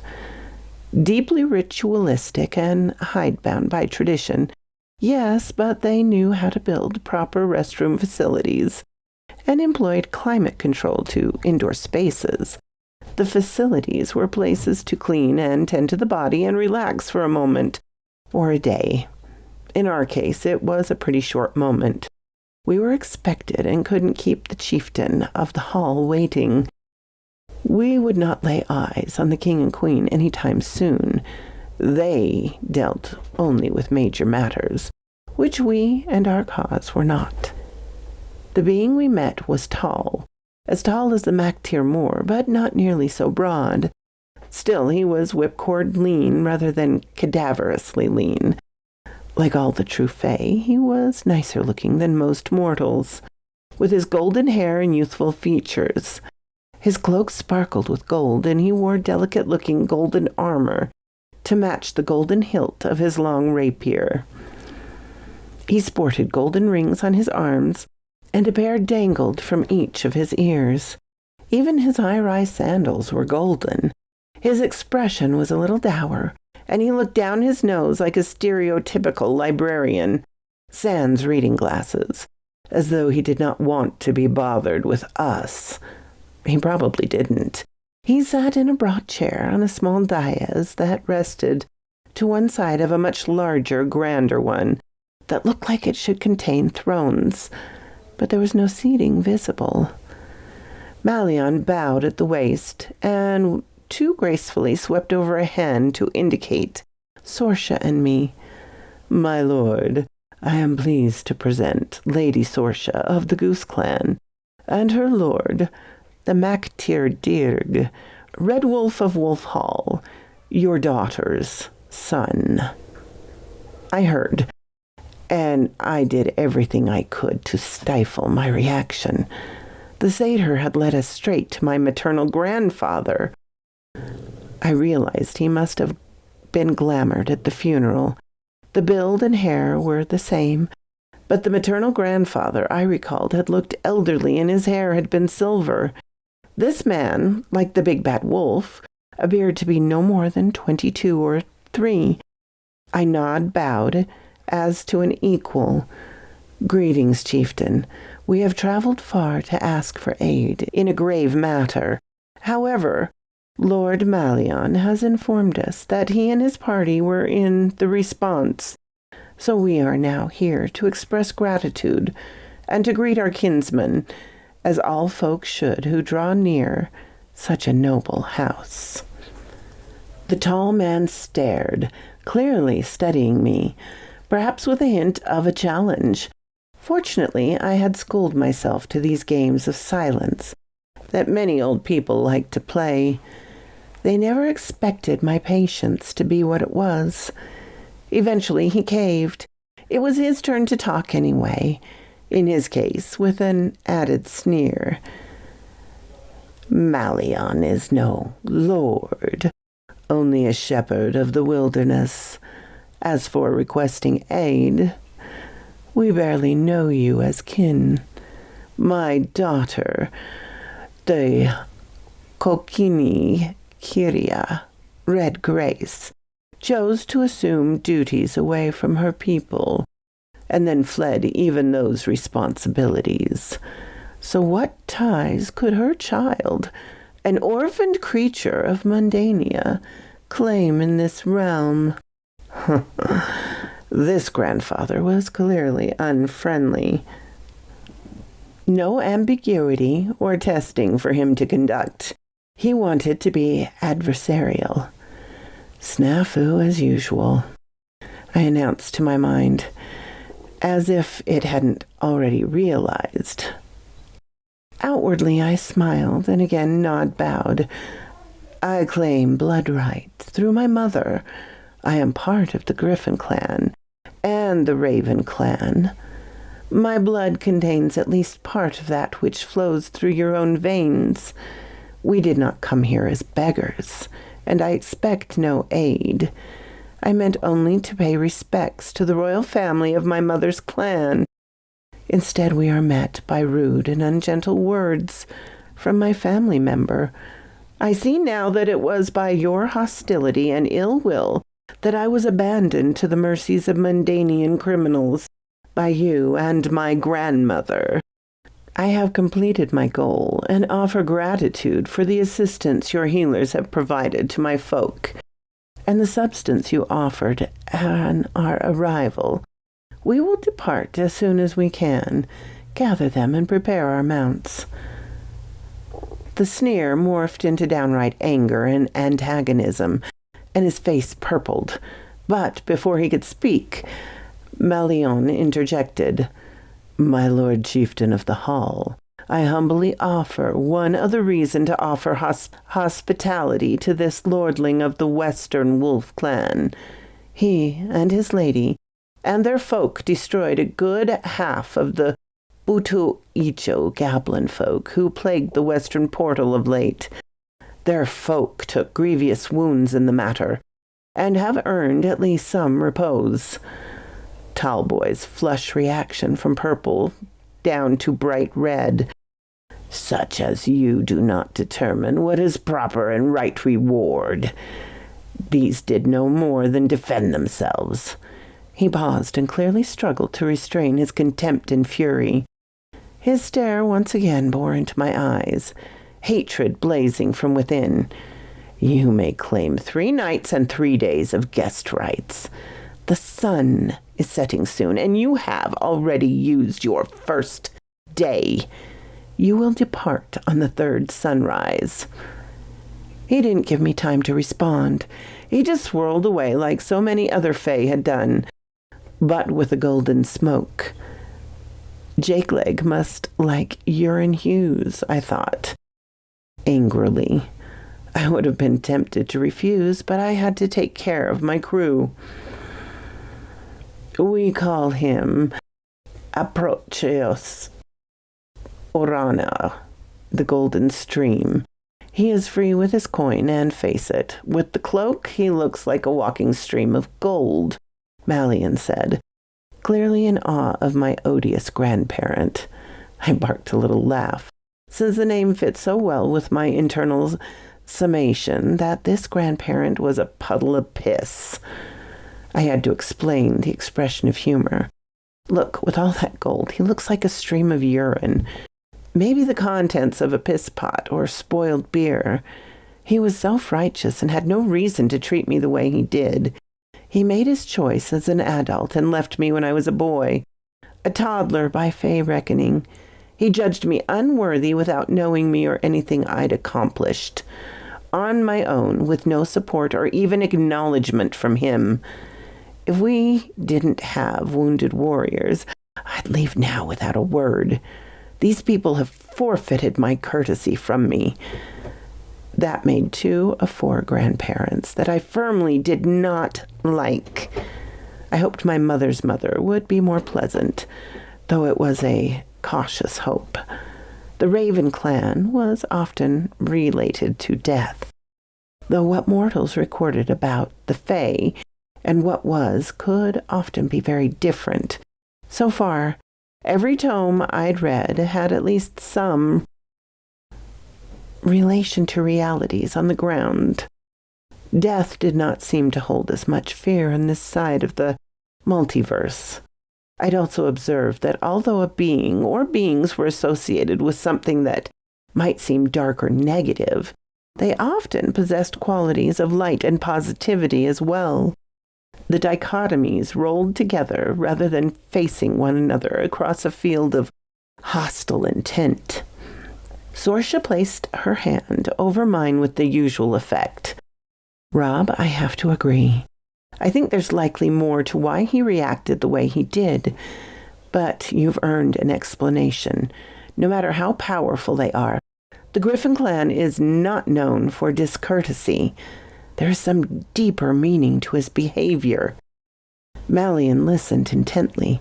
I could tell he hadn't cared for my little diatribe, yet he'd paid careful attention. Though we satyrs are held in high regard by most, it is not my place to speak of the motivations of lords and ladies of my neighbors. It is likely that you each have grievances.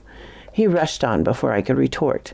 However, you were a child at your last meeting, and some explanations may have helped you at least comprehend his hostility, if not accept it as due.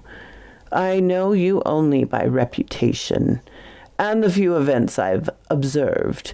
Reputation is an important commodity, and yours has only germinated, not truly even sprouted.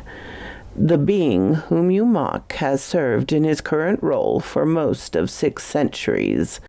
In fact, he will have to move aside for another to serve soon. He will still have a position of honor, but immortals must occasionally change responsibilities or find life becomes dull. I nodded to show that I was not angry with him. I will understand if you choose to cancel your journey to join us. It would likely be awkward for you here to aggrieve a powerful entity within your home world. I didn't mean to put you at risk or offend you. It's a family matter and therefore creates high emotions. He grinned and shrugged. I would never go back on my determined goal so easily. Besides, someone will always be angry with me. I'm a satyr.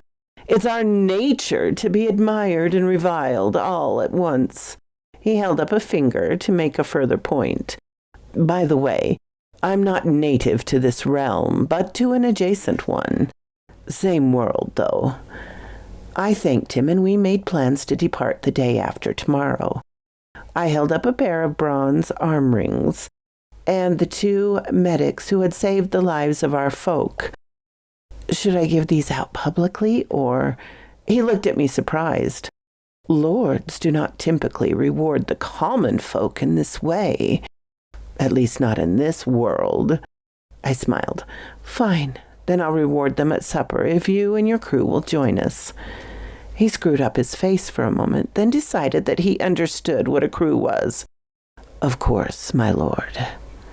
Once he departed, I went to check on our wounded.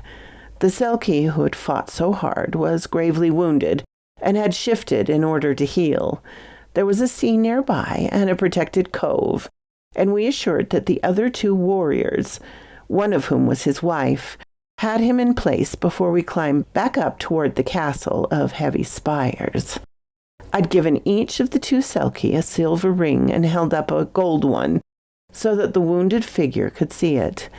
When you are well, and this will fit, we'll speak of your deeds in front of an audience. That seemed to cheer the poor creature some. A few pats from Sorsha did more for him. She knew the language. Griffin Hall arose near a craggy golden shore. I sensed a theme, as with the Red Seal Clan territory. The singular color, with many hues, managed to be beautiful and hold some contrast and tinge. Yet there was a bleak feeling to it all, as though it was all of gold, but held little value. I didn't like feeling that way. My mother, who had been a merry soul, had grown up in this land. Something now cast a pall over the realm and folk. Sorsha placed her head on my shoulder. It's lovely, but there is a definite tension. Any thoughts on what might be the matter? I shrugged with my free shoulder. Frankly, I didn't really care. I hadn't expected any help from these people. Yet we'd obtained a satyr and a dozen fawns. As far as I was concerned, we'd come out ahead despite the injuries. We still needed to check on my wolf and the horses. And Gairn, where had he gotten to, I wondered. I grumbled internally at how spread apart our forces had become. We'd found Gairn with the horses. I should have known. They were each a little scratched and bruised. Some rubs and sweet treats helped assuage the hurt feelings, if not the bodies. The rapid healing of Otherworld had already begun with them. It had gone harder with my wolf guardian. He was already old, and now his forepaw had been amputated to save his life. He would have to ride in the chariot on the way back to Grandpa's castle. He looked up pleadingly, and while he could not speak, I understood what he wanted. He still wanted to find a way to help in battle. I assured him that we would find something both useful and honorable to accomplish. He gave a gape of appreciation, and the other three looked on what I could feel was approval. When Sorsha and I left, we were flanked by two wolf guardians, a matched male and female, Amelia and Hendrix, but with fangs and claws in lieu of hooves. All four had bad attitudes. We at last started back towards the main hall. It looked like supper would be sparsely attended, and there would be no full gathering until we prepared to leave. At the entrance to the hall, we started to turn towards our quarters, but a contingent of burly beings in heavy armor and carrying large spears approached us. When they clanged to a halt, I could see that they had the faces of lions and the manes to match on one. There was no overt menace. They were led by an officious anthro, who, while he looked youthful enough, he also looked frail, almost sickly, an unusual state for a true fae. Perhaps he was merely a long-lived nearing the end of his natural life. He was bald as an egg and dressed in a plain gold shift. He halted, his troops aligned 6 to either side, the squad leader to his right and just behind his shoulder, and gave an obsequious bow. "My lord and lady, please hasten or you will be late for your audience." Sorsha and I looked to one another, and then the messenger. Since this was one of my blood clans, it was my role, so I spoke. "With whom?" The little fellow looked nonplussed for a moment. Why, with the king and queen, of course." I looked at Sorsha again, and she smiled. "Of course. Let's go, my Lord Red Wolf." I managed to avoid rolling my eyes. "Lead on, friend. May our escorts accompany us, at least as far as the vestibule?" He nodded, once again sycophantic and fawning. "Assuredly. Your satyr companion already awaits you." We proceeded with as much dignity as we could manage and left the 2 wolves and Gairn to keep Malion company. He had no clue to offer when we met briefly. "I don't know, Lord Wolf, but this is a great honor, and I hope you will remember to treat it as such. The Griffins of Griffin Hall will not tolerate discourtesy." I patted his shoulder and grinned wolfishly to reassure him. Not sure it did it, but after all, he was naked. He may not have needed reassurance. Sorsha and I, as ready as anyone could be, approached the great dais. There was no thrones. Griffins didn't need them. They sat on their haunches. I immediately recalled the first I had seen perched over Sorsha, warding her from harm, and keeping her imprisoned between its talons on behalf of my paternal grandmother. What a family. To make the scene complete, there was Grandmother Sophronia perched on the side opposite the small dais where Grandpa Piss Bucket sat, his features now carefully neutral. So I had both sides of my lineage present in the form of the 2 grandparents I knew for sure that I detested. When we arrived at the place designated by a circular pattern in the tile floor, I bowed and Sorsha curtsied, something I'd never observed her do. It was cute, and she looked sweet performing it. Oops, can't get distracted, even by her, I reminded myself. "My gracious king and queen, I am the Mactir Dirg, wolfling of Dun Mactir. At my side is my lady Sorsha, of the Goose Clan, and blood kin to the Red Seal Clan. It is an honor far above our station to be welcomed into your presence." I wasn't really sure we were welcome, the fact that we'd been summoned, but I chose the word to encourage felicitations. The 2 figures on the dais dwarfed the one that had guarded Sorsha, and he had been pretty large. The one on stage, right, spoke. "You are indeed welcome. You are of the Griffin clan on both sides of your family, even more Griffin than Wolf by that measure. Yet your father's kin shows most in your form and demeanor. Your manners are better than we expected from what you 2 present grandparents had warned us." I bowed. There was no response required. He offered a compliment, and it was my duty to await his judgment on whether it was sincere or mocking. His speech worked similarly to Tom Tildrum's and the Guardian's. I physically heard it, but there was no way That beak constructed the words that reached my ears. He went on, I understand that the man you know as your maternal grandfather gave you a rude welcome on our behalf. He cut his gleaming eyes at his chieftain of the hall. It is his first failure in over a century to be cordial as required. Perhaps your paternal grandmother told him something unpleasant about you. He swiveled his head and intently glowered at Sophronia. She was quick, that one. I did indeed, O king. As you know, I served the Morrigu herself, though I am of mostly Griffin stock. I also share some kinship with the Northern Raven and Wolf clans. I told Lord Croesus that this youngling, she nodded towards me, had talent, but that he had squandered it on criminal enterprises rather than finding a way to overcome the loss of his parents. In only a few years, he became adept at serving mortals of the lowest caliber. Until recently, he never tried to rise above that station. It is unclear whether the improvements on his behavior and attitude will take proper hold. The king and queen locked eyes for a moment. They were pretty clearly communing on some level. He turned back to Croesus. Figures. I'd have a grandparent linked to another legend of the ancient world. I wondered whether he possessed the wealth of the mythological king. My luck, he offered no gold to assuage my hurt feelings. Chieftain of the hall, what have you to say? The old reprobate stood and bowed to his liege. Great King Griffin, I humbly beg forgiveness.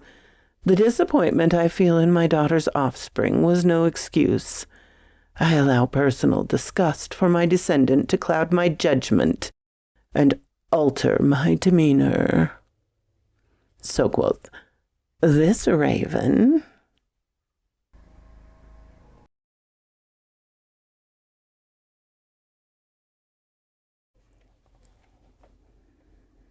The Urban Fae, The Selkie Feud, Part 4, by Michael Lockhart. The Griffin did not let it slide. I started to warm up to him. You and this woman, her husband and your wife, his nearest kin after he was orphaned, left him stranded in Mundania with savages. His guardian, the father of his lady, was deceived when his aunt, your other daughter, Tabitha, failed to take him in hand. Regardless of what outrages his parents may have committed, the boy is your closest kin, and you failed him.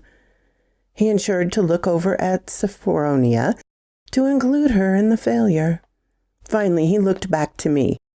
Mac Tirdirg, your kin have wronged you.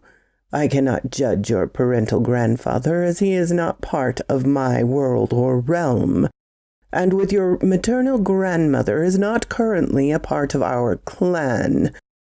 The great witch Sophronia now serves a witch queen of another realm, so I have limited say in her fate. However, I have an absolute claim on he you consider your maternal grandfather. He is not only of my realm, but of my high court.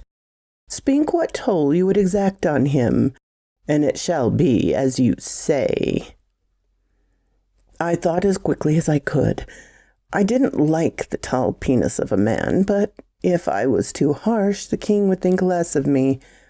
On the other hand, he seemed like the type to want justice done.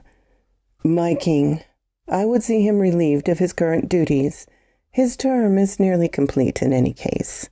I enjoyed the momentary surprise on Grampy's face, and I knew that.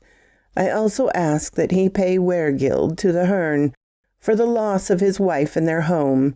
He and his wife took me in, and in a large part inspired me to return to my original path in life.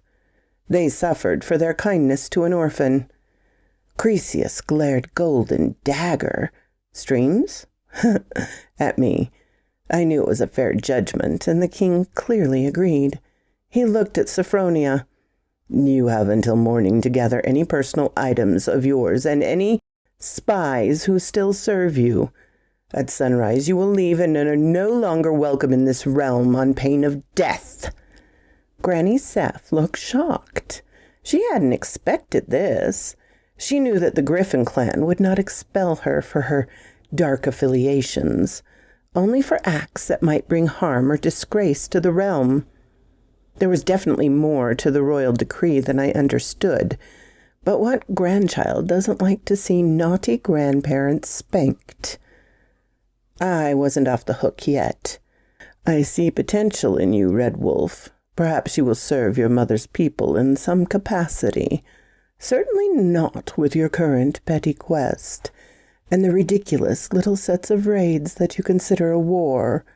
Still, those might train you to greater accomplishment, though they do not matter in themselves. Your true quest is to earn your place among the Fae. Kinship alone don't do that in Otherworld. We each have a role to play, yet within our class. We are meritocracies. So far, that appeals to you. Make it your life's quest to attain your greatest potentialities. Then you will be bound by your gaze to work to achieve that goal for the rest of your life. You have the blood of leaders. Both bloodlines of the Griffin Clan are true. You have called me my king, so at some point in the future, I will expect you to serve me, at least for a time. Sophronia, who still sat on her comfortable chair, laughed. What do you say here? Especially to great beings as consequences, my red wolfling. Following some more of the endless courtesies, we were dismissed to find our pals and gather for supper. The fawn medics went shyly when I gave them the bronze rings, considering that they were goats from the waist down and known to be lustful and forward beings. Going shy was a sign of just how honored they felt. Malayon's chest swelled with pride, and he embraced each of the 2 members of his band. I was really glad that he didn't try that with me, what with his wang and dangles all naked. Then I played my ace.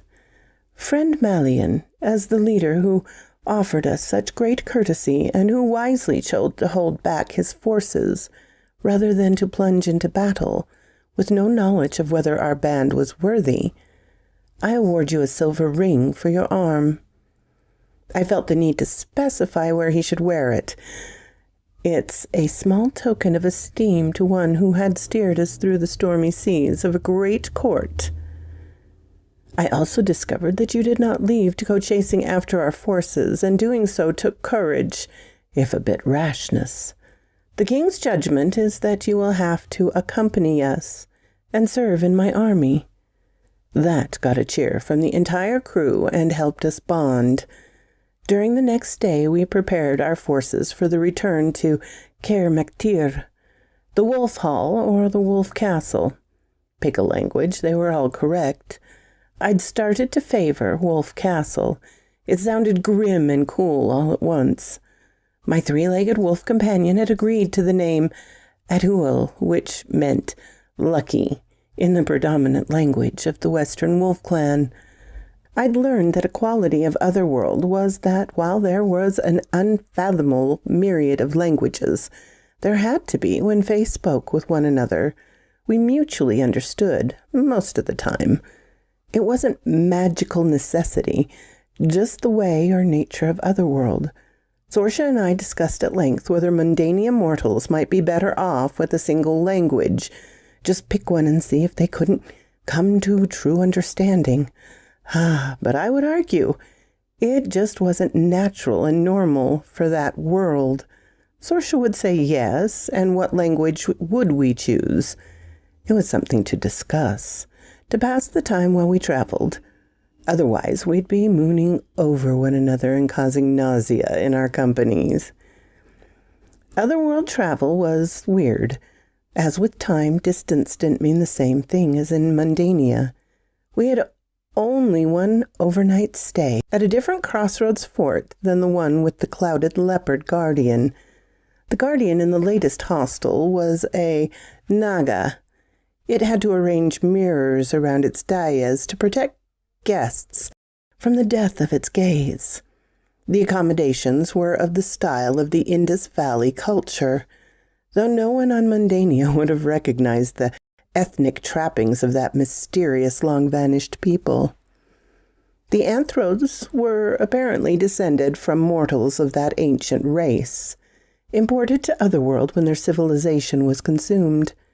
They would not speak of what caused the destruction, and many generations had come and gone since their arrival, so it was all rendered legendary. Mortals live longer and more robustly in Otherworld, but they remained mortals in the end. The quarters were very comfortable, and the next day we rushed home. We arrived to find a group of gnome folk awaiting us. There were 20 of the stalwart beings, led by our old friend Roar. We now had some shock troops. Roar took one look at Aduel and called over several of his crew. They spoke to one another, and the wolf and he looked up at me. "Red Wolf, we can assist your clan's being. There is some time before we march, and these gnomen are excellent crafters of silver.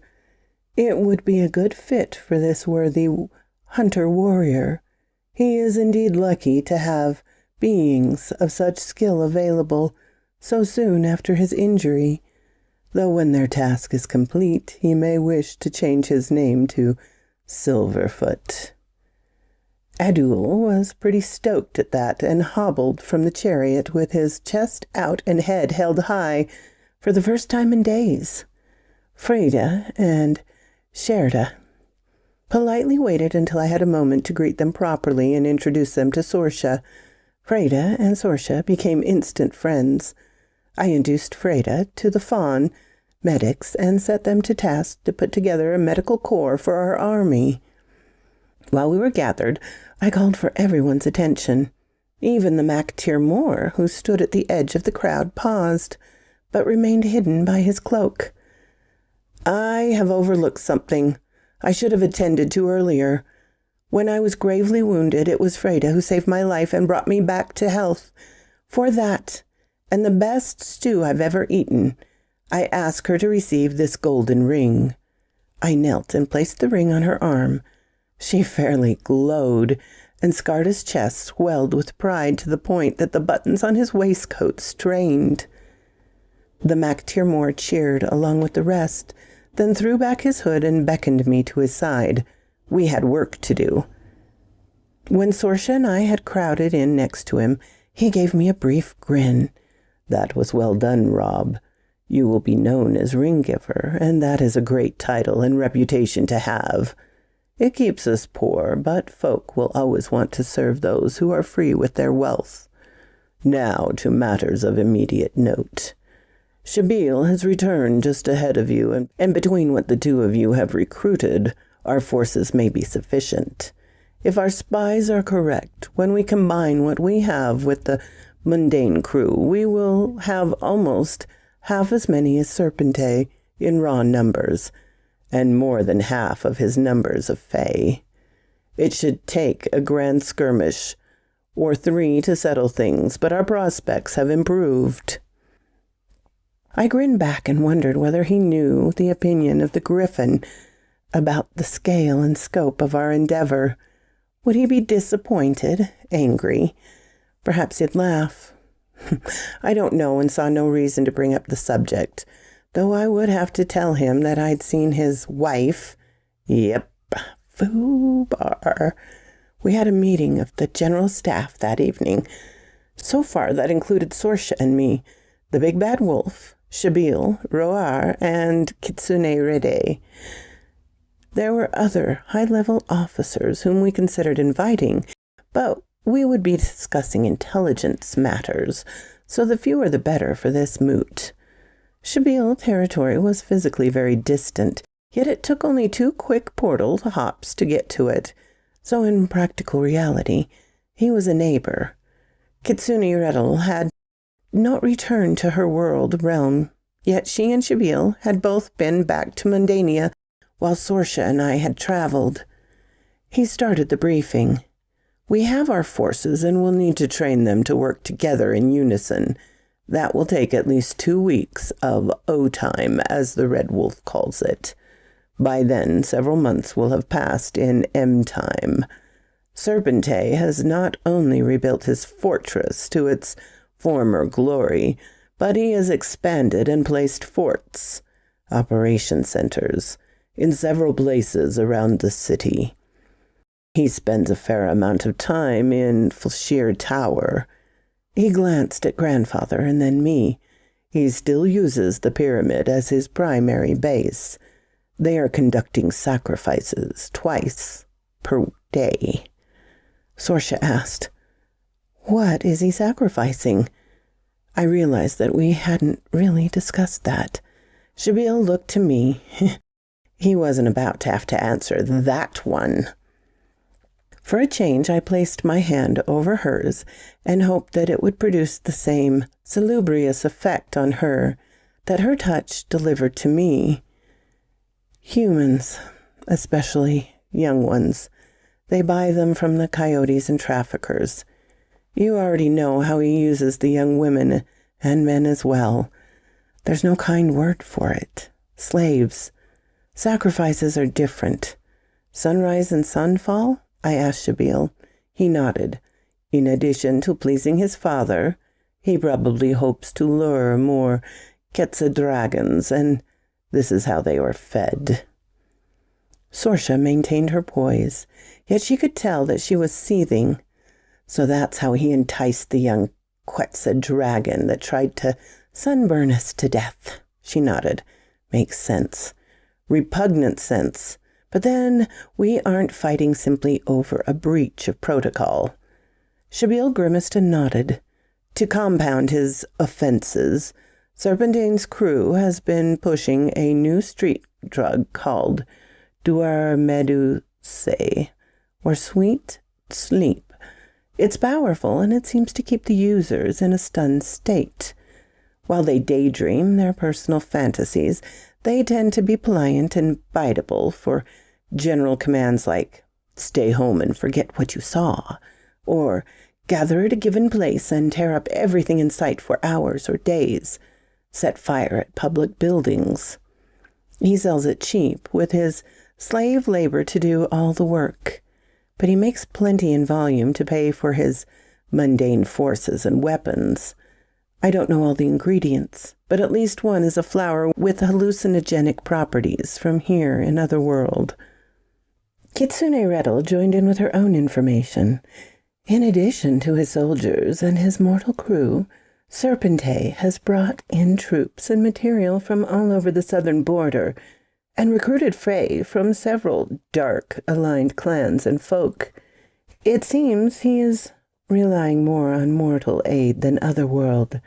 Perhaps he wishes to avoid provoking a greater conflict, or has limited permission from his patrons. The weapons of Mundania have grown powerful and more dangerous to our kind in the last 2 centuries of M-time. She looked to me and smiled. I grinned and nodded. She continued, "They are strong in their own world. Most of our forces are Fey. We have an interesting coalition." She looked at Sorsha and me. Few are all light or dark, one or the other in any world, yet we have tendencies. Sorsha and I nodded in unison, like we did so many things. I looked at the Mactirmor. He assumed his grim visage, the one he favored when he wasn't grinning wolfishly. We'll have to decide.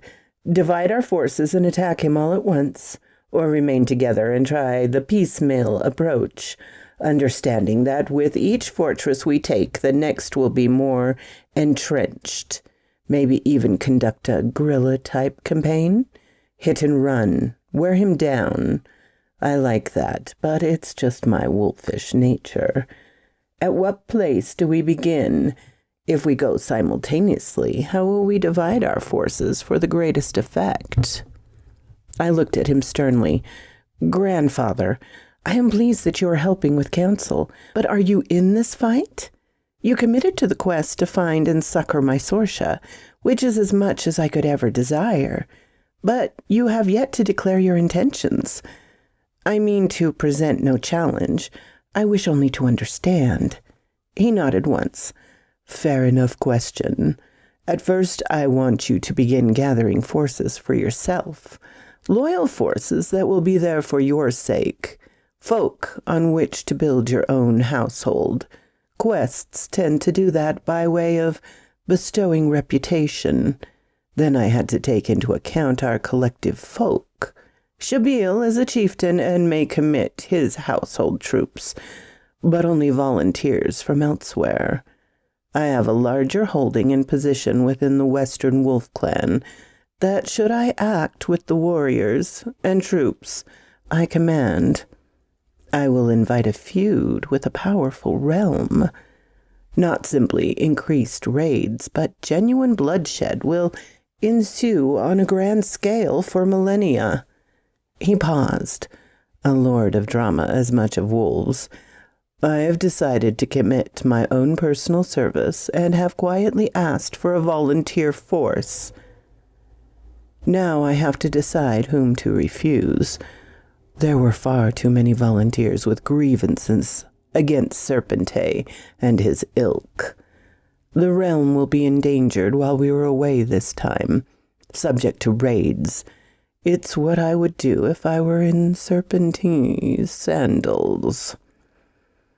As for Full Sheer Tower, we should avoid that place and the mound. Other powers dwell in those, and we want to keep this at the level of a fight. A feud if we must, but involving clans, provinces, and at most realms. Powers are another matter entirely, and beyond our scope or kinning. Only they may choose genuine war, and none do so lightly. The meeting dragged on for what seemed a long time. It was hardly boring, but I was tired by the end, and so was Sorsha. There was so much that we didn't know. When we arrived at our quarters in the castle, we found Malion sprawled in all his nudish glory on a divan in the outer chamber with two of his fawns in attendance. I leaned toward Sorsha, but she beat me to it. I know, we'll have to have the furniture cleaned. That put smiles on our faces as we greeted our uninvited guests. The satyr stood, graceful as usual, and bowed. This was likely a bad sign. My lord and lady, we did not wish to disturb you, but we have some news. I stared at him for a moment to see if he would deliver it. He did not.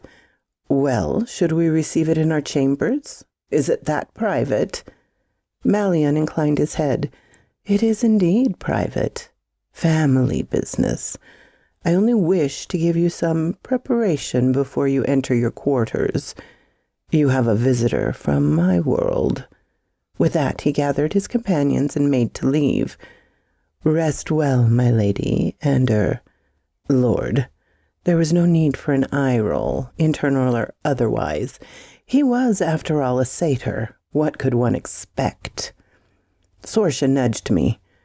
I know we trust Malion as far as we can trust anyone, but should we be ready in case it's a trap? Even if he proves true, the visitor may not. We each drew weapons. I had the short sword and claw, as always, and Sorsha had a pair of long, slender daggers that belonged to her real mother. The leaders of the Red Seal clan ruled by way of the council and awarded her the weapons as part of her due inheritance. They'd given her a chest of items, much as I'd received the case from my parents. There were some interesting items in it, but we hadn't had time to look into most of them.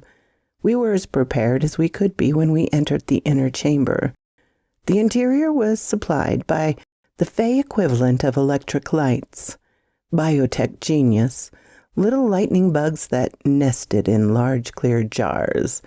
They required only dishes of water and sugared honey as food.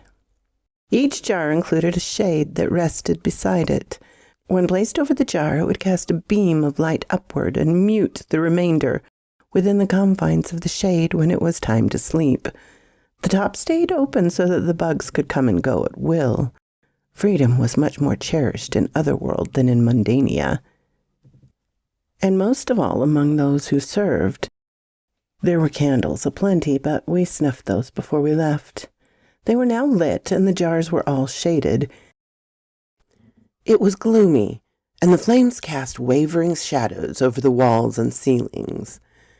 The walls were mostly covered in decorative tapestries, so the colors of each scene danced with the golden and red flames of the candles and the hearth fire at the center of the room. Within one of the shadows, a form stood, still and black as Tartarus, as tall as Sorsha, and similar in build. I thought perhaps the visitor was for her, perhaps a relative. Yet the pale features that slowly emerged emptied my mind of any other thoughts. "Mom?" I whispered. The countenance was so familiar. The lips drew upwards at the corners and produced the smile I recalled so well. The being glided forward until she was close enough to reach up and touch my face, just the way she always had. Were she an enemy, my life would have been hers without much effort on her part. She broke the silence first. "You have her eyes and hair, a hint of her nose."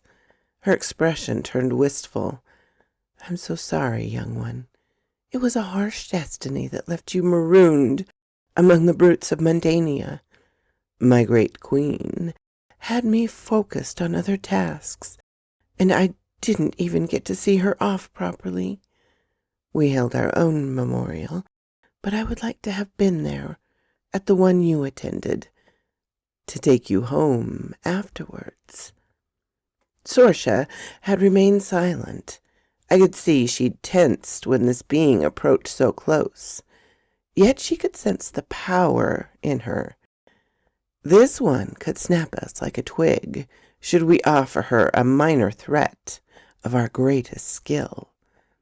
She parted her lips to speak to our guest, but the great lady turned to face her. "It is a delight to know that you are the light in the life of my grandson. You come from fine folk. Do not let any of his relatives put on airs with you. Most of them would not be worthy of your slightest consideration, much less your affection." Well, we could check that box. Sorsha would like her. I did too, but I had to be careful. I knew that if our enemies wanted to try a subterfuge, appearing so similarly to Mom would be the best way to instantly gain my trust. We couldn't take chances. At least I wouldn't take any. Not where my Sorsha was concerned. "Forgive me, lady." She smiled. Mom smiled. "Fiach miles," she supplied. I nodded and smiled in return. "Please understand, Lady Fiach. We are in a conflict and have faced many betrayals and illusory friends. I want to believe you, desperately to tell you the truth. Still, you are not the woman I saw at my parents' services with my grandfather. That one clearly loathes the sight of me, and I find it hard to believe that his wife, or former wife, would not harbor similar feelings." Her eyes glittered with some pent emotion that I could not read. "There is more to tell. It seems there always is. After all, I will leave and you can decide over time whether or not you believe me. What I will say will not affect your conflict, nor will I seek out your plans for what is to come. There are enough spies on both sides for that, and such duties are beneath my station." I offered her refreshment, and then we took seats. Once we'd settled, she began. That being you met at the Griffin court, Gracious. She anticipated my question, the same way the MacTier Moor so often did. Not that Gracious, the mortal one. That was his great-grandson by a mortal woman. Our Gracious loves dallying with mortal women, like Miss Ellie. She looked meaningfully at Sorsha. I saw my love's eyes light with understanding and a little revulsion. Lady Fiach, features now indecipherable, continued.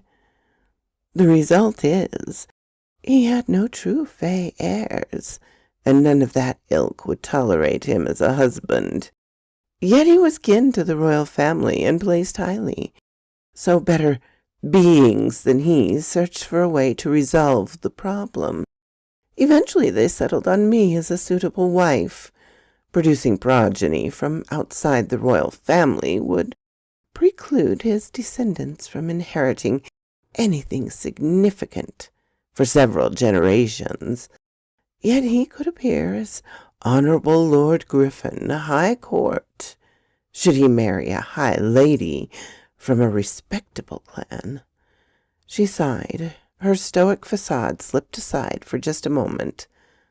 The problem was that while my family and clan leaders were in favor of the match, I was in love with another, whom I'd met at the Griffin High Court to meet Gracious, one who was above my station, yet he loved me in return, despite all obstacles that his position as a child of the king and queen created.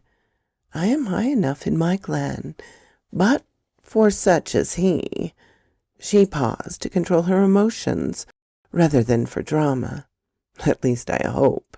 I really wanted to believe her, and I fought all the harder not to, so I would not be ensnared by an interesting tale, by an alluring presence. A classic fey deceit. Despite the rules of protocol, our passion resulted in your mother, Grain. I made a face. My mother's name was Grace, not Grania. She gave a short laugh. It's all the same, depending on the language.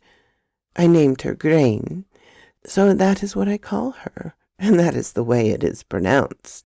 So, there we were, a child on the way, unable to wed one another. It's not critical on his side for the common folk, but there are different rules for true fey, especially among the ruling class. In our case, it wasn't about the position as much of the bloodlines. Griffins must wed and produce offspring with other griffins in order to maintain their ability to grow and transform. There was Gracious, in need of a wife, and me, in need of a cover for the safety of my daughter. He agreed to keep the secret in exchange for a pile of gold. And obsession with him, not worth as much in other world, but I assure you, the way he drapes himself in the substance, he also likes the position the union gave him. He was finally to be more respected. It never occurred to that one that deeds garner more genuine respect than appearances. When Grania met your father, the MacTier Orga, the Golden Wolf, you would think of his father-in-law, fraud though he was, would have been happy to attract more gold, even if it was metaphorical, but he was terribly angry that she had not married a griffin. Then she further estranged herself by following the traditions of my clan to serve time as a washer. The breach of law that she and your father committed would eventually have been forgotten. They were, after all, married in the first degree. They'd have to pay some penalties or have additional geisa put on them. But they would have survived had it not been for them drawing the hate and ire of Gracious and Sophronia. Her facade cracked again. It was an expression that bordered on wrath when she said the name of my paternal grandmother. I used the moment to interrupt. So if your true love was a child of the Griffin King and Queen, how did you... I mean, I know some things are different here, but I felt my features flush. She was my grandmother, after all, or so she claimed.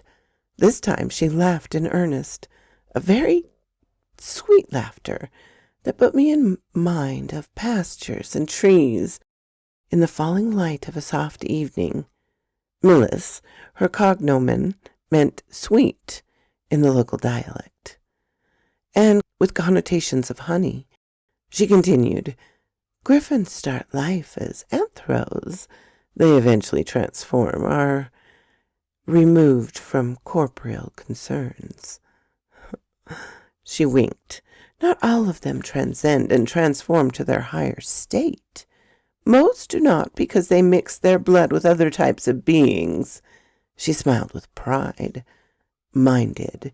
He had been forced to marry another, but a better option than I had been presented in Cretius. She transformed before he did, and he had begun to turn his eyes back to me when his own time came. He was magnificent, and I still loved him. He felt the same, but then our love was truly impossible. Her features grew deeply mournful. Newly transformed griffins, especially the males, are pugnacious. He ended up crosswise with a fire drake. Varmestorm, it was called. It was a contest few could have won without a great army, and perhaps not even then. Varmestorm was an elder fire drake, and had destroyed armies. Well, at least very small ones. My Griffin Prince had had more time to learn skills of his new form. In any case, I was devastated.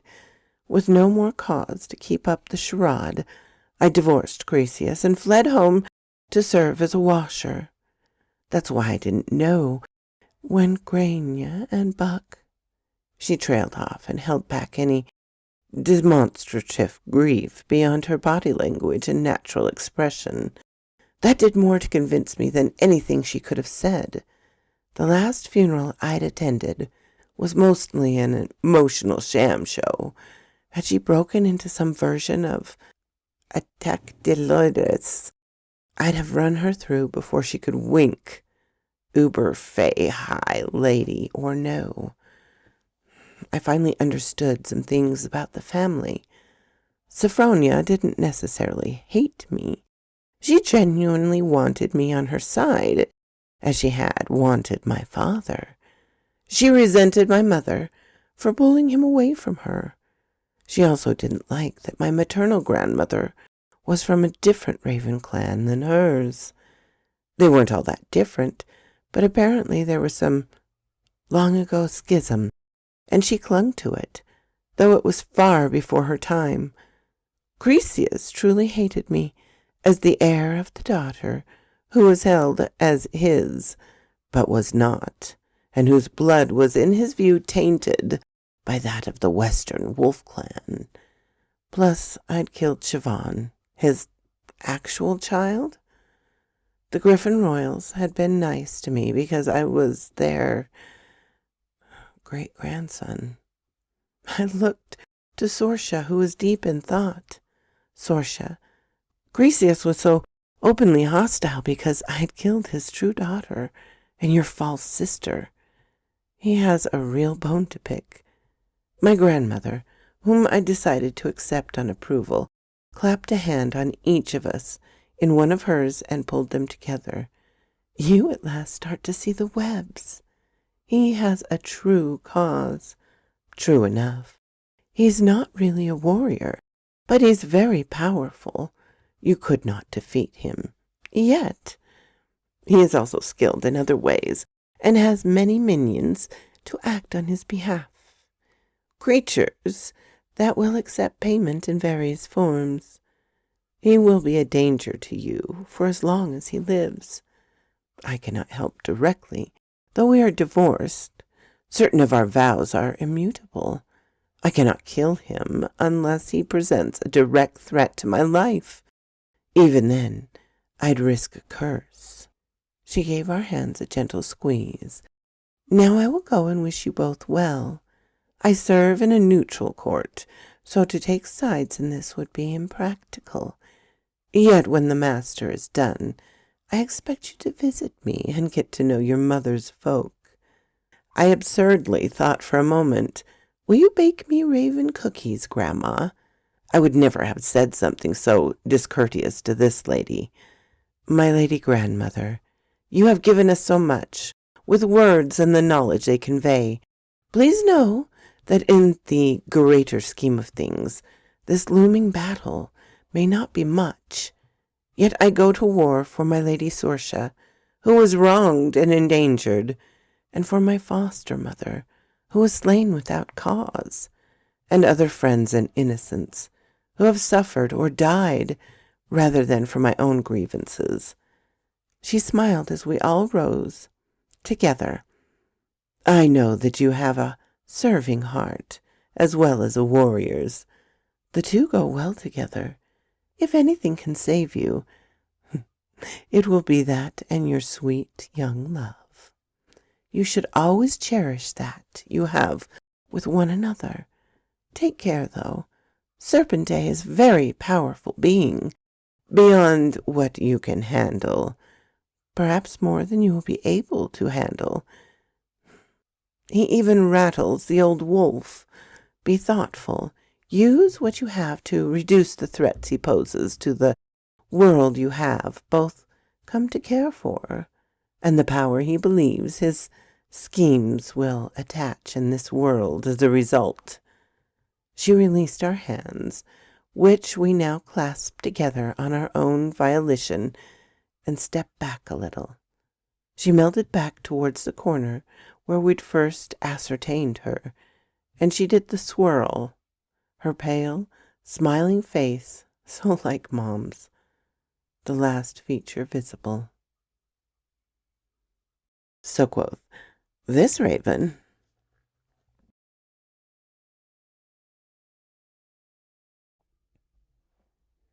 The Urban Fae, the Selkie Feud, Part 5. The next morning, Sorcia and I reviewed what we'd learned and discussed the probability that Miss Ellie had gone so strongly religious because of her children being born out of wedlock to someone whom she, and certainly her co-religionists, may have considered a demon. Even glamoured she would have, on some level, desired absolution. We both felt pity for her, and again resolved to limit her pain as much as we could. I recited my family tree for Sorcia as far as I knew it. When I was done, I looked to her, and she did that slack-jawed, goofy persona. "Dang, Rob, that's clear as mud. At least your family tree has branches." We enjoyed a laugh and some more jokes, so the day started out fun. It didn't stay that way. Fubar and his father, the Murphy, and sibling Snafu all arrived in time to spoil it.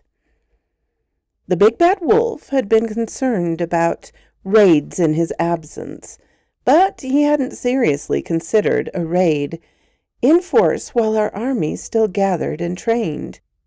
We first knew of the attack was when the Quetzaldragon burst through the Mundanian portal and zoomed over our nascent army. It irradiated the sentries we'd posted and flew straight towards Caer Mactir, undulating in its weird manner of flight. It was hard to see in daylight, and the sun seemed to give it more power. Our air forces, such as they were, launched and prepared to do what they could. Their main tactic was to be a distraction. With this foe, the warriors in charge of the defense at the Caer had weapons that could reach into the sky. and they rushed to their stations. The flying terror was determined and ignored the attacks of various birds. It concentrated its efforts on the main catapult, even as the crew fired their first dart. The rest of us had no time to focus on the threat from above. A rush of shock troops had entered behind their air lead and now approached the field where our warriors trained. We learned a costly but useful fact about the nature of Otherworld that day. Mundanian weapons were extra powerful on this side, but they could fire only once, so the automatics that the other side carried became quickly useless. The soldiers who surged to the top of the next hill let loose a devastating volley of thunder that rained copper-jacketed lead rounds into our band. Many fell, even those who had held shields and worn armor. I saw that since the general staff had been on the other side from the assault, we had suffered no significant casualties. We were on the apex of our own hill, our forces just down from the crown. I stood on my chariot platform and craned my neck to see. The Jaguar clan members, many newly recruited from among the Mundanes, had halted. They were working on their weapons, trying to get them to fire again. Their delay might save us, but we only had moments to react. I called for our troops to assemble and present a defensive formation. They compiled with only a little delay, induced by shock. The confusion among the enemy forces allowed us the additional time we needed for our roughly and minimally trained warriors to form up and work as a team. The rest of the attacking force had arrived and now crowded the Jaguars from behind. This created further delays as they stopped to organize. It also gained us some time to arrange an answering volley. The Goose Clan troops, all armed with longbows, were positioned on our right flank. The Kitsune Fox Clan and members of several other clans that possessed competent archers formed on the left flank. Upon my command, they rained down volley after volley on the enemy. The enemy, packed tightly together, was paid back in full with interest for their initial attack and the rain of shafts that had the desired effect. They rushed down into the dip between the hills and prepared to charge up the slopes into the spears and shields of our defenders and under the range of the arrows. The vanguard, in the ragged formation, made it across to the small rill that marked the lowest track between the hills. The main force, in hardly more than a gaggle, had reached the nadir of the valley. That's when Grandpa unleashed his balls on them. Huge, perfectly rounded boulders, smoothed in a line to the land and the bank of the small rush of water, so that they rolled rapidly and with deadly purpose, crashing into either flank of the primary force of attackers. As the vanguard, mostly brawny warriors, in jaguar hides, who, having abandoned their Mundanian hardware, now carried obsidian weapons, had nearly reached our line. They were accompanied by several fey-sized actual jaguars, much the way Shabil and his folk fought alongside leopards, and I alongside wolves. I signaled for my defenders to raise shields and fling javelins. They sent a wave of the projectiles into the oncoming force, followed in a rapid succession by two more. By the time they raised spears, swords, axes, maces, and whatever personal weapons they had chosen and charged downhill, the vanguard was mostly out of commission. The rest tried to gather together in defense formation, but they were ultimately overwhelmed and cut to spotted ribbons. The wolves and leopards took care of the few big cats that had survived. No anthros, fey, or mortal servants of the vanguard shock forces survived our downhill charge. The main formation of Serpentine soldiers was still trying to regroup and form ranks when our troops, all of them, struck. It was a slaughter. Most on their side were mortal servants. Some were scaled and feathered as their master was, and a few were non-anthros and outright fey critters. Because they had struck grandfather's castle, he was obliged to use all of his forces to support ours. When the aggressor troops broke into rout, we chased them only a short distance, back up the hill, slaughtering rather than fighting. We stopped and formed ranks near the top and watched as they descended the valley towards the next rise, where the portal resided. They halted when they saw Mac Tirmore had arrayed his Western Wolf Clan army to either side. Serpentay's raiders were defeated, but they must have feared him even more than the obvious death that awaited them in either direction. Their commander, scarlet plumes waving, urged them to attack and return through the portal. In the end, only one item returned: the commander's severed head. Grandfather flung it from his own hand and watched it soar through and flash away as the nothing it already was. I looked back towards the castle. "Lord Wolf, the Quetzal dragon." He laughed. "Do you think I would be here if the thing was still of concern?" He shook his head. "Once you've taken care of the wounded and slain, come on back to the den and meet your cousin, Goodrich of the clan Griffin." I looked at him, a little confused, my blood still high from the battle. "More relatives?" He nodded. "I think you'll like this one." I saw the flag of the country where Serpentay's father was worshipped once upon a time. It displayed an eagle, perched on a cactus and holding a dead serpent in its beak. Your cousin ended up crouched on the roof of my home with the dead Quetzal dragon in his golden beak. It had a bolt from our catapult dangling from the lower part. Your cousin is a matured and transformed griffin. He's about third cousin for you, I think, so he's been around a while. He's decided to join you, maybe. If so, you'll have a lead for your air corps. At my stunned look, he grinned his wolfish grin, and Guire threw a wink over his shoulder, even as he flicked the reins and drove the chariot of the big bad wolf to his castle. Fubar. What a world! I had no time for anything but sorrow for the next while. As I reviewed the casualties, I noted sweet Frida hard at work over a fallen form, and it registered at last that it was her own husband, Skarda. She worked so hard to save.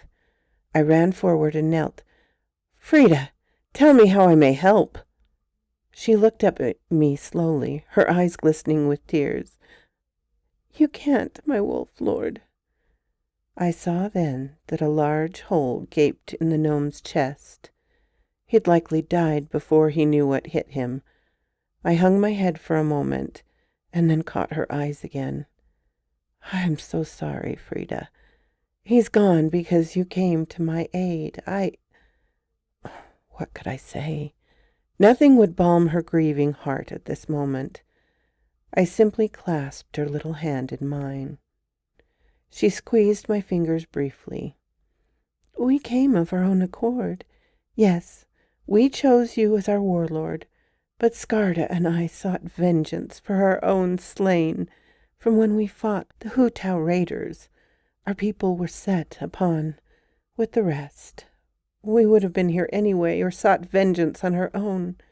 Serpentay was not at the heart of the scheme, but he aided by leading his mount. The Kelpie that carried away your Lady Sorsha, it carried her to his lake. When the Hutau brought her from their trail through the middle terrain of the forest to the side of the lake in Mundania, the Gnomon offered friendship when it is earned, and we are fierce in defending our friends. and we are relentless in pursuing our enemies." She ground out the last between her teeth and ducked her head and sobbed. I remained with her until Sorsha arrived, a shocked and saddened look on her features. When I looked up at her, she gazed back through tear-stained features. "Malayan," was all she said. I stood and embraced her. I had to move on to check the others, and I left my lady and our friend, the little medic, to mourn together and comfort one another. I sought out the fawns, and they stood, 10 of them, around the body of their satyr, and 2 of their own kind. The handsome face was now slack, but still with a hint of a smile on the lips. On either side of his neck were ugly wounds. Another friend instantly lost. I knelt beside his prostrate form and laid my hand on his shoulder. One of the fawns spoke. "We must soon seek out a new satyr lord, or go out on our own as rogues. For now, we would go with you. We want vengeance and would be by your side when you serve yours, so that we may get ours." I nodded grimly. "We shall all dine on blood until our hearts are sated and our minds cooled. You shall dine at my side." It was apparently the right thing to say. Their bleating war cries arose and continued, even as I sought out many other sorrowful gatherings around fallen comrades. After a while, I turned my attention to the wounded. They needed uplifting as well. There were many, including a few of Shabil's leopard men. They were mortals that had been born and reared in other world. Fae often took the best of mortals to bring back and breed up generations of better humans. It sounds cold-hearted, but I'd seen both worlds as an orphan. I could stand the thought of the practice. It was in most ways better, and certainly a longer life for them in Otherworld. My moral code had become more and more Fae over the course of the past year. Looking back, I suppose that my Fae nature had helped me avoid guilt for my sins in the mortal world that simply did not apply in Otherworld. I helped to ensure that the bleeding and broken forms that still held life were transported back to the castle infirmary. More would perish, but not the true Fae. Any that would die were gone.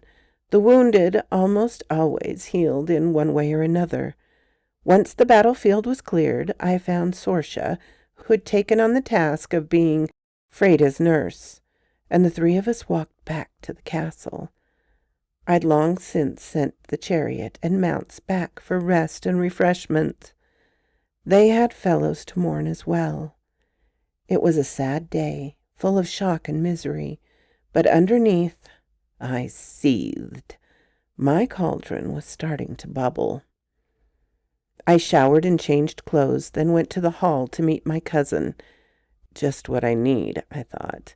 Some monstrous being to call me cuz. Sorsha was by my side, of course.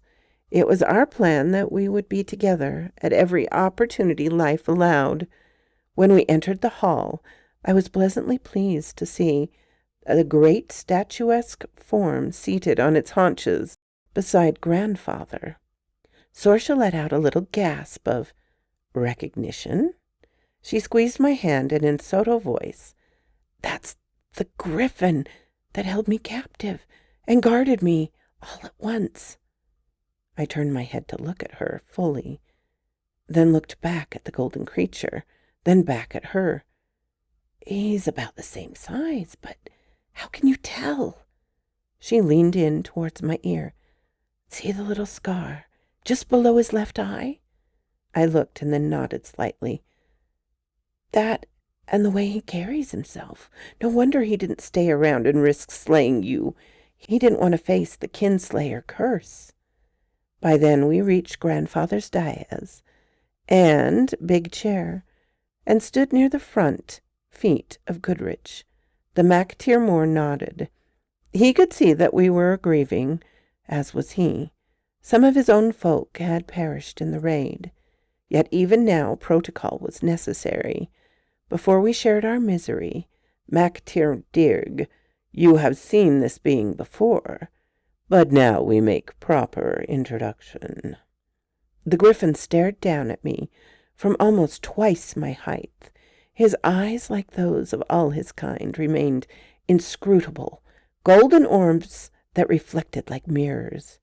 His mighty beak gave the impression of a slight snarl, though it was simply the shape of his raptor face. As with his king, when he spoke, I heard the words that would have been impossible for him to physically form and send from that hard-rimmed orifice. Greetings, Mac Tir Dirg. I am second cousin to your paternal grandmother, Sophronia. I am sorry that we did not have the opportunity to speak at our last meeting. I rely on my actions as ward and jailer for Lady Sorcia to speak for me. She nodded and smiled. I didn't, but he ignored my expression. I was engaged to do a duty.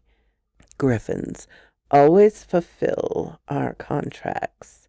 It's in our nature, and it is absolute law among our kind. Something like your third gaze, which likely attached to you because of our shared heritage.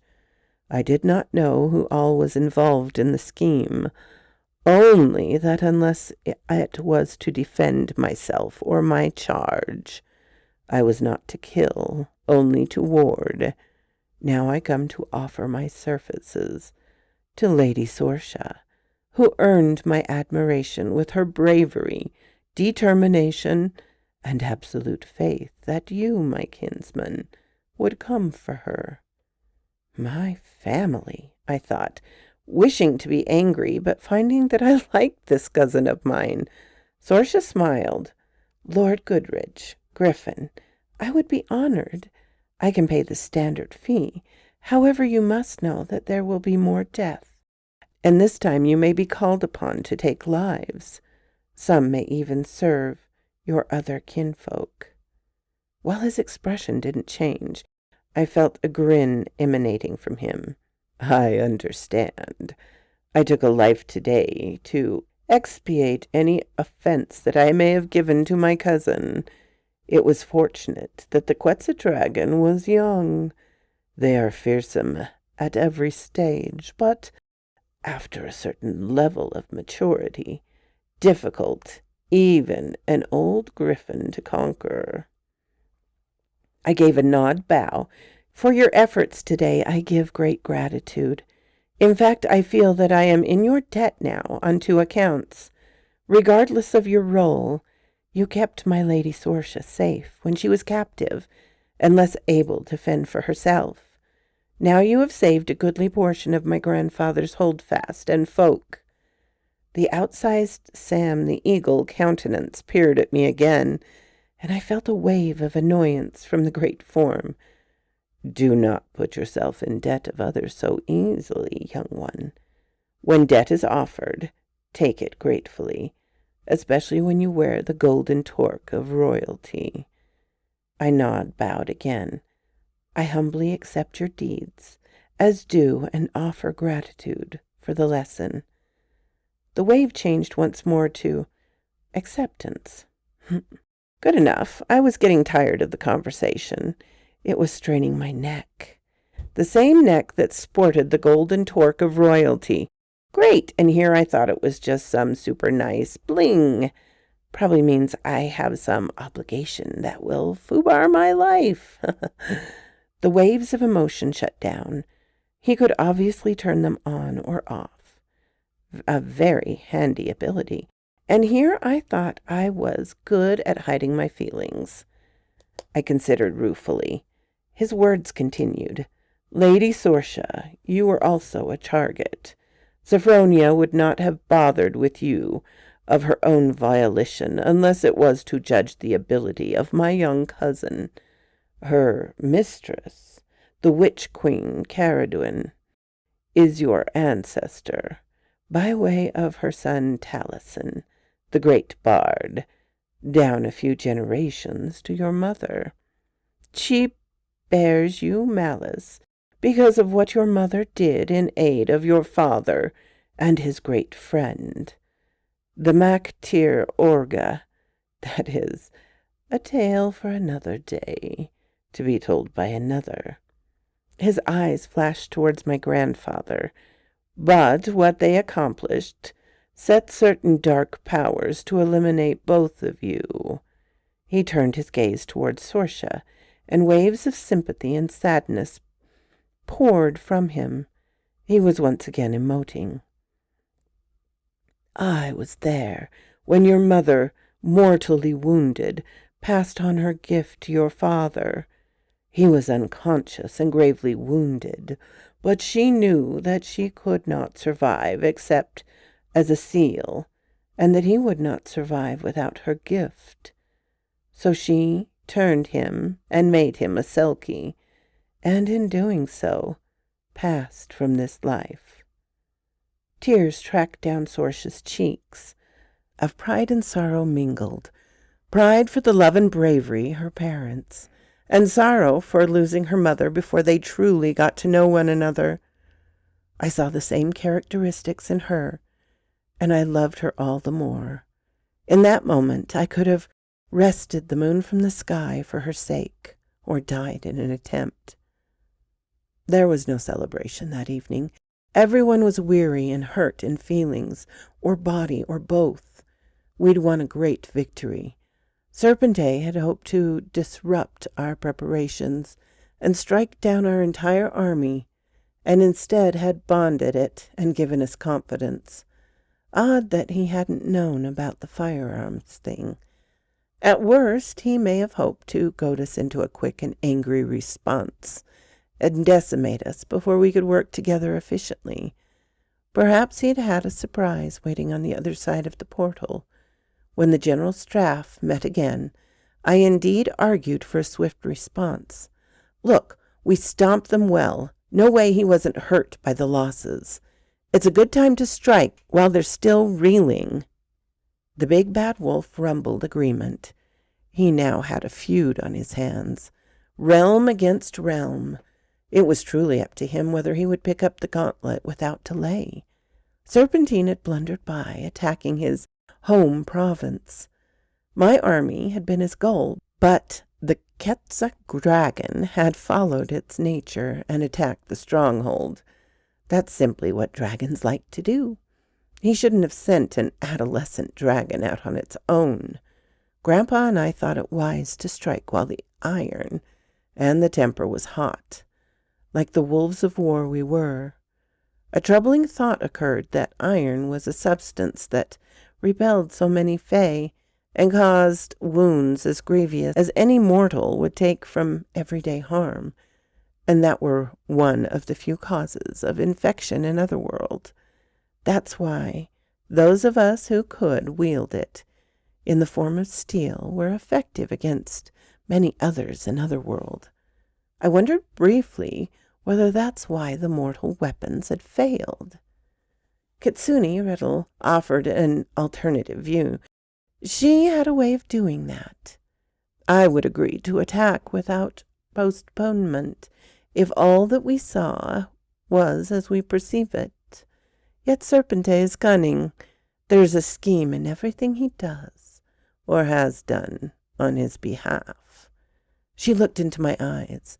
Do you really think that he did not know what happened to the firearms? I shook my head. No way he could have. He'd have warned his troops, and they would have reacted more effective. I trailed off as my brain at last caught up with my mouth. You're right. He sacrificed all those beings for what? Merely to prompt a stupid reaction? It seems amateurish, below his intelligence. She inclined her head. Yes, it does. Yet our contacts in Mundania inform us that he has a surfeit of soldiers, and they grow impatient for greater spoils. Those of Otherworld were anxious to get on with matters, and had grown tired of their mundane allies. Those who clamored loudest were likely the ones who formed the vanguard of the strike force.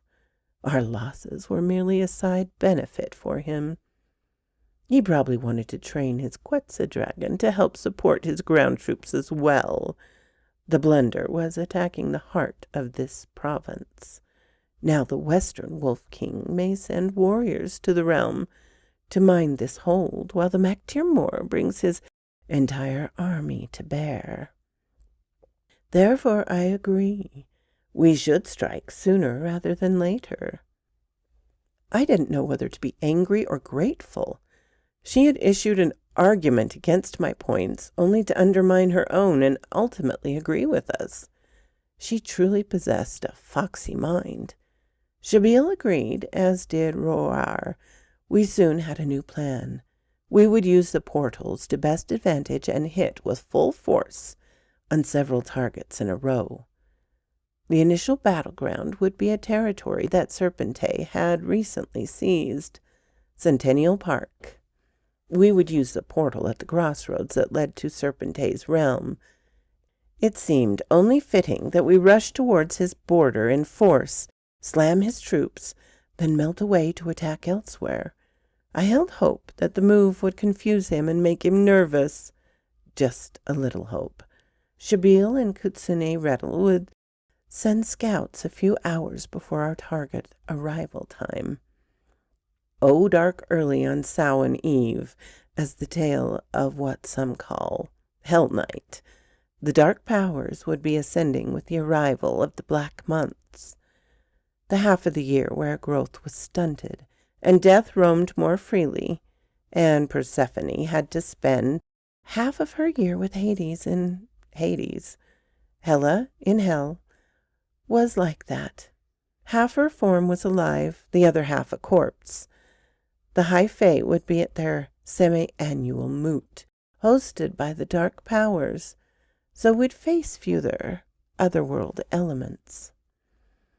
The intent of our first strike was to surprise them as they had surprised us on Beltane Morn. We would hit the lower minions while they were celebrating and confident in their eventual supremacy. The Nomen were particularly bloodthirsty about this time for revenge. The breach courtesy they'd suffered had made them angry, and now they'd bloodied by yet another ambuscade. Roar had them frothing in anticipation. He was a very effective speaker. Standing on a soapbox, he could run a corporation from behind a microphone.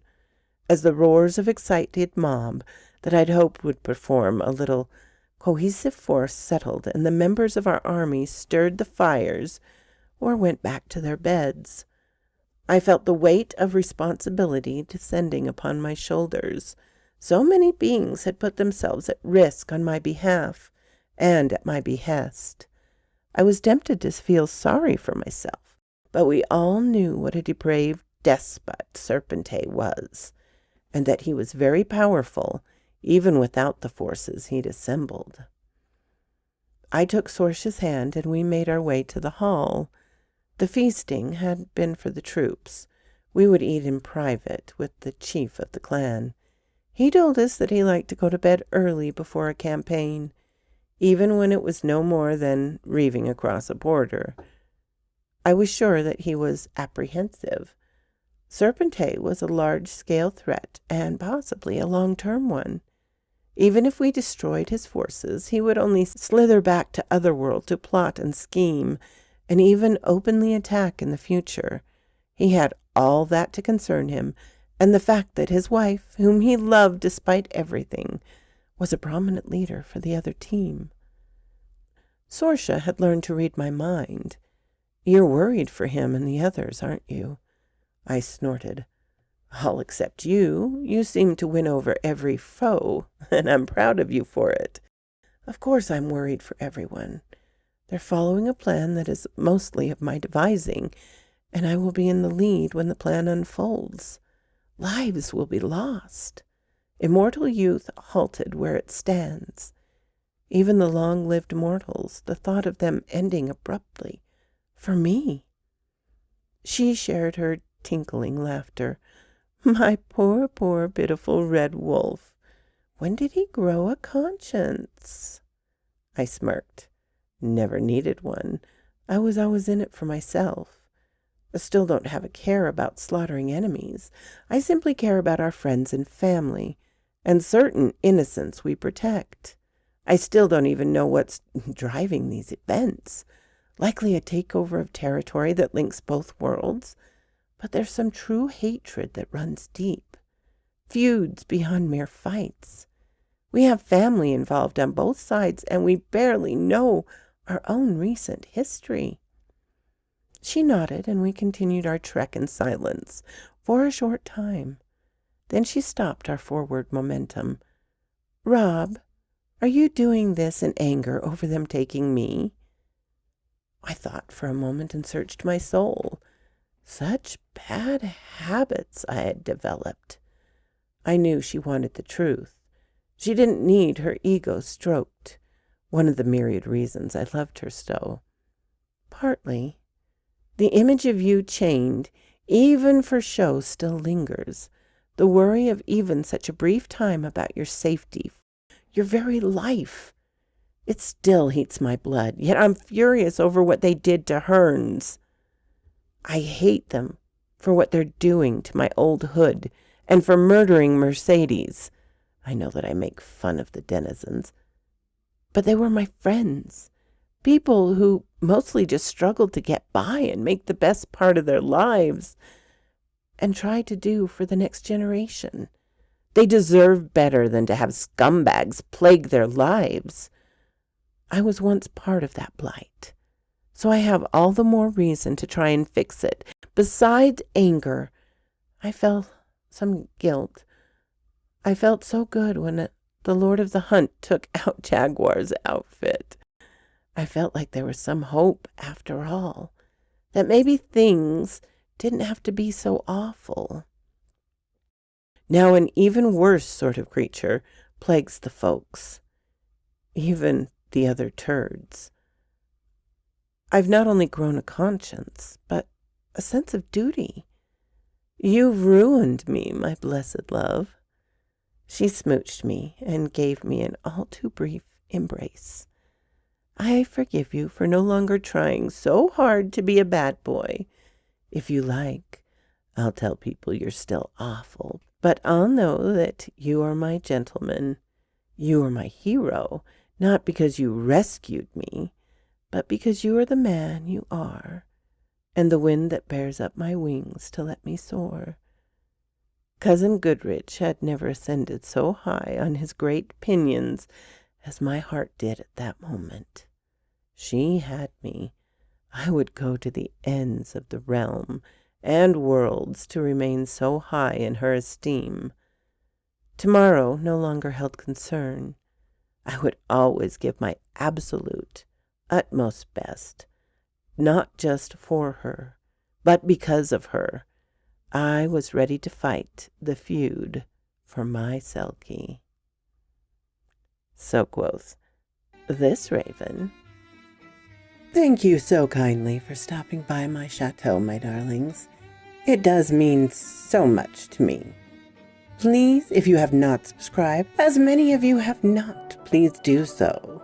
Give me a like so I know what you would like to hear. And comment. I always love to read your comments. And special thanks to my Patreon and membership supporters. Ciao, darlings.